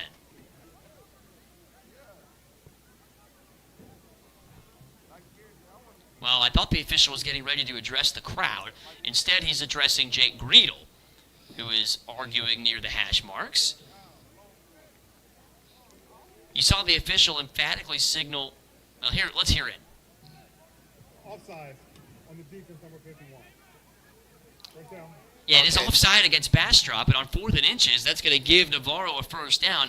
I was confused because the official spotted the ball back at the 10, like they were going to give Navarro the football there. I was thinking that the penalty happened like during the commission of the play. That would not be you give the ball back to Navarro. That would go to Bastrop because Bastrop committed during the play while it was developing. That's their ball. Well, I mean, not necessarily, right? It could not necessarily, yeah, but still, the way how I was thinking, like the personal foul, the way how I was looking at everything. It was a offside foul, so 5-yard penalty, first down for Navarro. A lot more complicated than it had to be, and nothing complicated about that. Just a halfback dive forward for a 7-yard gain. Jasper Wheat running behind big Christopher Gomez. And was able to just get right up the middle, and maybe they're taking advantage of the fact that they don't have the big monsters of Bastrop in there. They got their second stringers in there, so they're able to get a good chunk for that good 7-yard gain. And they can take some more time off the clock and keep the Bastrop offense at bay. Bears have only run one offensive play in the second half thus far, and it was a big game, but it ended in a fumble for Phillips. Now Vasquez in the flat overshoots his intended target, Hassani Blankenship. And this will bring up 3rd down and 3 at the 45-yard line. Navarro still in their own territory. That was all pressure. He was not able to really set look at who he wanted to get the ball to. He just threw the ball away, and now, again, that's going to be 3rd and 3.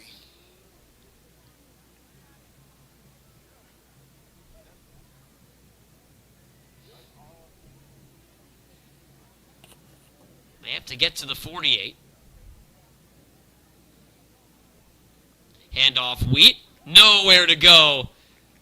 He is hit right at the line of scrimmage by a trio of Bears, including Parker Kirchbar and Sam Diaz, getting a really nice push to set up 4th down. good penetration, and something that I was just alluding to in that first down where he was just able to pick up 7. They were able to just get that penetration and just not allow him to get anywhere. This is going to be another 4th down for Navarro.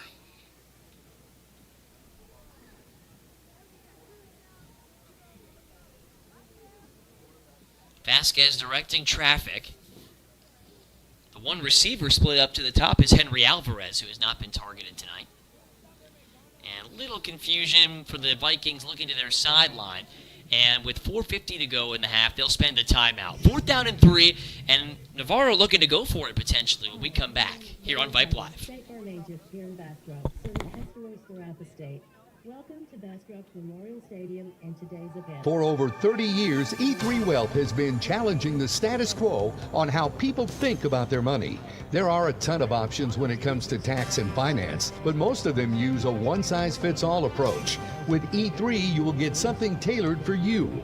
If you're ready for a no-cost, no-obligation consultation, please reach out to our Bastrop office at 512-549-3931 or email us at info@e3wealth.com. Just 15 minutes east of the airport. So come out and see us to save big.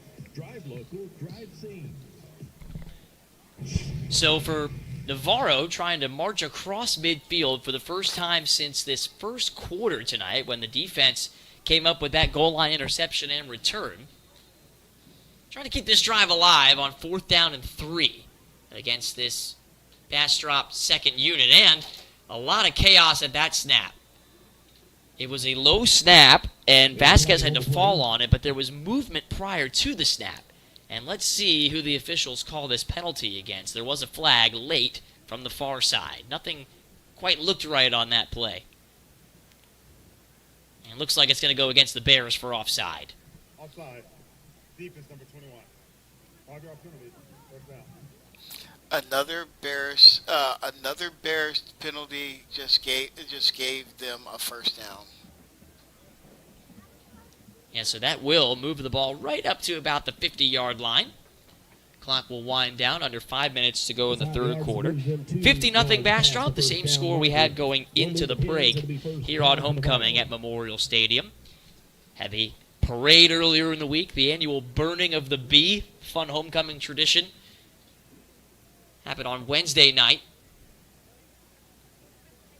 And then both the JV and varsity teams had their own floats in the homecoming parade as Vasquez steps up in under pressure, and guess who's there again? It's Ocean Stubing. He's everywhere right now.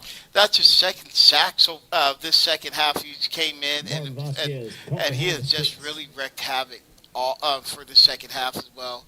He just dropped back, and next you know, Stubing was right there. He certainly has, wearing those big white socks. He's noticeable out there, but it's not just because of his outfit. It's his speed that's jumping out to us. It's just like the moment it's like they don't have an answer for him out there. 3:42 left to go in the 3rd quarter. 2nd down and long. So now that puts Navarro behind the chains for the first time in this drive. Remember, it's been continued, this drive, by 2 Bastrop penalties on 4th downs. And now I think it's Navarro's turn to commit the penalty. This is going to back the Vikings up 5 yards for a delay of game. And, you know, again, Bastrop has helped you with your getting those 1st downs. That's not what you want to do. You don't want to give Bastrop like more help with especially when it's going to be 2nd and long. Yeah, it's at the 41-yard line for 2nd and 19. Running back on this play is Wheat, but Vasquez drops back to throw. Pass tipped up in the air and intercepted. Moy Martinez tipped it up into the sky, and then it was brought down by Corey Evans. Tip balls are not what you do not like a tip ball, because what will happen is that it more likely become an interception. Actually misspoke on that tip ball. It was Aaron Robinson who tipped it for Corey Evans to bring down. So how about those two teaming up for the takeaway? And the Bears forced their first turnover tonight. That's their first one. You would think with the score being 50-0 that it'd be a lot more. And if I'm looking right now, it looks like we got a running clock. Yeah, it is winding. So again, that's something that both coaches can't agree on before the start of a half like this. And obviously a lot of season left to go for both of these two squads as Regalado jump cut to the outside, and he's inside the 25-yard line, decked out of bounds, but not before a monster gain of 30 yards on a first down carry. Yeah, to the point about running clock, both of these coaches can agree on that to kind of just minimize the amount of wear and tear on your team with a lot of football still left to be played. And I would kind of agree with it with the way the game is getting out of hand. Sometimes it's just like, okay, let's just go ahead and just go ahead and let's get the game over with. Nothing to continue to keep playing for. Phillips throws, and it's caught by Carter. And Carter jukes inside the 5 for a touchdown. The senior Andrew Carter in for his first score of the year. And with 1:44 to go in the third quarter, he connects with Phillips from 20 yards away. Got a score on homecoming, was able to just sit there, shake off a tackle, was just able to walk right into the end zone. Good protection as well on that drive from some of the second unit on the O-line. And Bastrop adds to its advantage. Extra point attempt is good by Carbajal. That time a better snap after they had a little snafu towards the end of the first half. And that brings the score to 57-0. Clock will stop for the kickoff with 1:22 to go in the third quarter.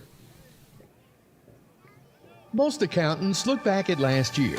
Most advisors won't talk taxes at all. At E3 Wealth, we focus forward on what's possible. Every dollar you don't send to Uncle Sam is a dollar you can invest, enjoy, or pass on. That's why we build proactive tax strategies for today and tomorrow. Don't pay more than your fair share. Contact E3 Wealth in Bastrop today at 512-549-3931 or by email at info@e3wealth.com. Go Bears! Back to the action here in Bastrop.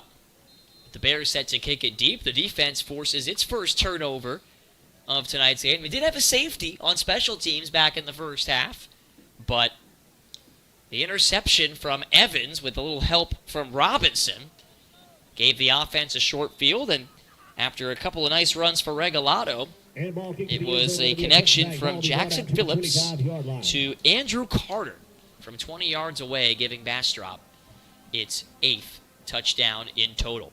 So, second team defense will go back out there and look to keep the clamps on this 57-0 scoreline. Under a minute to go and a running clock in the third quarter gives us a chance to take a look around the district at some of the other scores. It's a three-way tie at the top right now between Bastrop, Pflugerville, and Liberty Hill, but it's not going to stay that way because Liberty Hill and Pflugerville in action right now.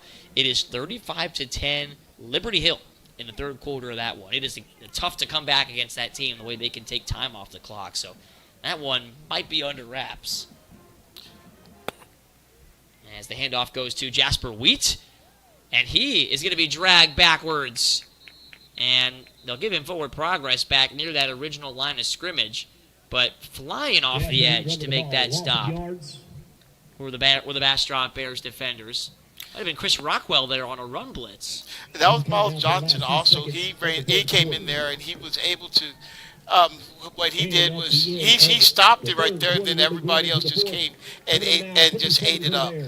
Yeah, Miles Johnson shooting down in the gap. So the score, 57-0 Bastrop. We'll step aside for a break. 12 minutes to go of running clock in the fourth quarter of this one from Memorial Stadium.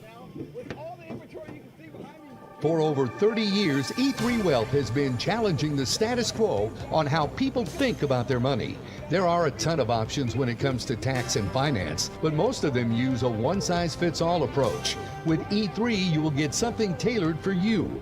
If you're ready for a no-cost, no-obligation consultation, please reach out to our Bastrop office at 512-549-3931 or email us at info@e3wealth.com.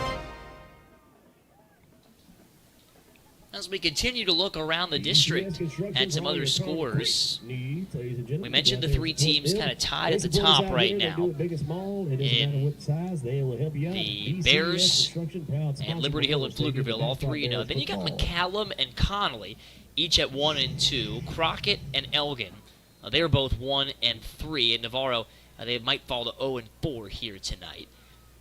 So Connolly and McCallum, a potentially big game. The winner of that kind of controls their own path to a potential 4 seed as Vasquez spikes his throw into the turf pellets, incomplete, to bring up third down and 17. Last we checked, it was Connolly on top by 9 at the half over McCallum. Game at the field in Pflugerville, and they still lead it, but it is a slender margin, 27-22 in third quarter action there. Another one to keep our eye on is Belton against Waco University. Good matchup in Central Texas tonight, and it is the Tigers of Belton on top 27-25 in the early stage of the fourth quarter there. A couple of potential playoff teams doing battle in that one. So with 11 minutes to go, it's third down and 16. Vasquez, no chance to get rid of that one. Just a sea of red, led in large part by Justin Lordison, who's really stood out tonight in the second half. Yeah, it looked like Brent up, and it also looked like Michael Renteria got it a little bit as well. But again, like you said, it was just a sea of red. We didn't be able to see who was able to really initiate it, because I just saw Renteria at the bottom. Looked like he was not going to let Vasquez go anywhere. So, for the first time in this second half, the Vikings will have to punt it away. They have punted now for the 7th time tonight. And another low snap, handled well by Collop. But it's returnable for Willie White. And White hurdles inside the 30 to the 20, and another hurdle. Second time he hits the ground hard. Forgive me for getting excited. Willie White, he's been waiting all night for a chance to touch the football. And there is a player down, it looks like, for Navarro towards the business end of that hurdle. We'll make sure he's okay. And he is up to his seated position. But we'll step aside for a moment. Clock stops with 9:53 to go, and then we'll tell you more about that Willie White punt return. The team at E3 Wealth has deep ties with the Bastrop community, including longtime Bastrop residents Mark Caldwell and Chad Benoit, along with Bastrop alum Joe Quartucci and Bastrop Hall of Fame quarterback Terry Taylor. They want to wish the Bastrop football team, along with all the other athletic programs, good luck this season. Go Bears! Well, it's nice to see the center for Navarro, Rafael Aceves, jump up to his feet, jog to the sideline. It is a small roster for Navarro by comparison to some of their district foes. Obviously a very important piece there in Aceves. Now Bryce Cosgrove is taken down MMA style by Trayvon Washington after a gain of 4 up the middle. How about Willie White? When you play cornerback against such a run-heavy team like Navarro, it's easy to kind of disengage from the game because Navarro not a team that likes to put the ball in the air. So Coach Greedle puts him back there on a punt return. He gets to show what he can do late in the game. You know, I've already been impressed with Willie White all season. I love the way how he's been covering, the way how he takes away their number one. And his tackling, the way how he's been coming up, and the way how he has been able to tackle. Take it, I meant the way of saying, like how corners don't like to tackle, but he really is a good tackling cornerback. And seeing him out there returning the ball as well, it's just pure showing that he has all-around skills. And Jake Greedle been impressed with his improvement especially in the non-district portion of the season. Gave him some tough love at times during that Prestonwood Christian game. He has really responded well. 8:41 to go here. 2nd and 9 after a false start penalty. Went against the Bears. Couldn't tell exactly who flinched early. Corey Evans, big hole, and he scores. Touchdown Bears from 12 yards away. It's Corey Evans, the 5th different Bastrop Bear to get in the end zone tonight. And it has been a great ground game throughout this one for Bastrop en route to a lopsided score now, 63-0. At least they're able to get their average, especially on a running clock, and again, they are imposing their will and letting everyone know that they are coming. Well, Corey Evans getting that carry, and the play caller, Jake Greedle, likely giving him a little bit of acknowledgement, a nod, because he came up with that takeaway, the interception to set this possession up, and you go make a play like that, your play caller and head coach, well, he's going to find a way to reward you. As the extra point sails through the uprights to make this a 64-0 game. And we'll keep it here with the clock running, 7:30 to go in the ball game. 64 points on the board. They gave themselves a 60 burger. They only scored, and we can look at it like, oh, they only scored 14 points in the second half. I mean, does it matter? They had 50, and their backups are in. They've already imposed their will. You don't need to.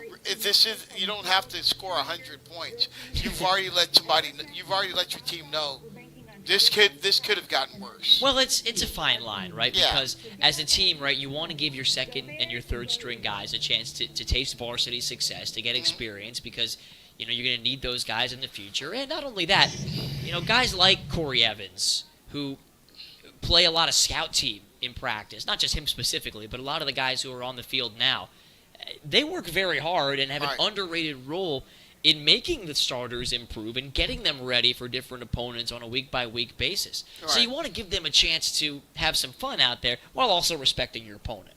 And that's another thing. Like I was saying, this game could have gotten a lot worse, but instead you took your foot off the gas. It's already the game is already won. That's why I'm glad that they imposed that they have the running clock. So it's like, okay, let's just go ahead and call it a game. Tackled at the 10-yard line on that return is Didier Urena for Navarro. Saw some different faces on the Bastrop offensive line as well during that last drive. I want to give those guys their due, including Big Lamont Owens, number 65, who helped pull from that left guard position and create that crease on the Corey Evans touchdown. Second unit O-line doing a nice job on that drive for the Bears. And again, with the win like this, you always want to let everyone know that everybody can get in. This is one thing I can honestly say. Bastrop has given it to everyone. And everyone getting involved defensively, too. As Vasquez steps up, he's met by Sam Diaz. Good push as well by Jonathan Ramirez, a senior defensive lineman, in for the first time tonight. But it was a gain of 5 yards on the scramble, with 5 minutes to play now in this game. By the Vikings moved up to the 20-yard line. And that was he was able to just drop back. His first read wasn't there, and and as you saw, he just was able to just get a good gain of 6.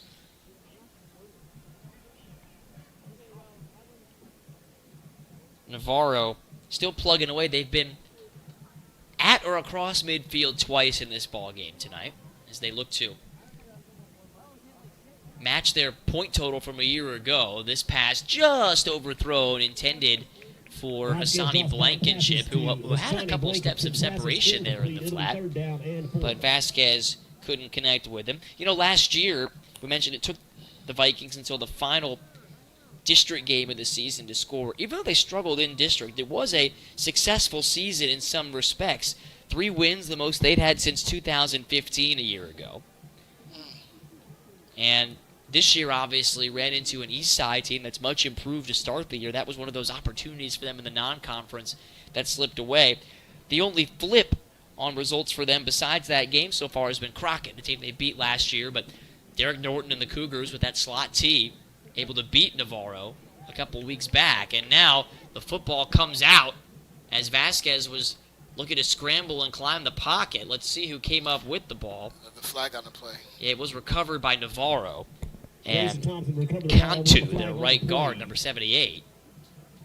But this late flag might change things. It does stop the clock for a moment with 3:36 left to go. Yeah, dead ball, unsportsmanlike conduct. Had a feeling that's what they were going to call. Because he had, so if you look at the replay, it looks like after the tackle, I didn't see who had it, but one of the Bastrop players had a Navarro helmet and held it up like a trophy. Yeah, you can't do that. Yeah. I'm glad you caught it because I didn't see that. That is certainly a teachable moment. In what you don't want to do is give 15 yards to your opponent, especially in a situation like this. Jake Greedle is asking the referee what happened, and you saw the referee explain it, and Jake Greedle said, okay, fair enough. Yeah. Yeah, and, you know, one thing about me, when I was younger, I was a showboat. I loved to show off. I wanted to do that, and I remember my coaches just, you know, would always get on me. I still remember them telling me about not, you know, you can hurt your team. Showing off, trying to show off,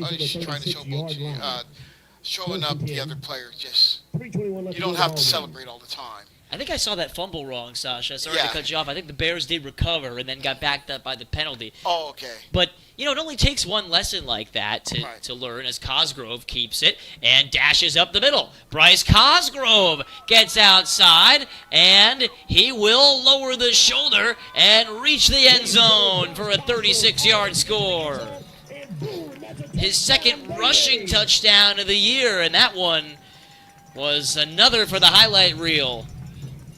Just another one play off, and just off the zone read, and just ran right up the middle, and nobody was going to catch him.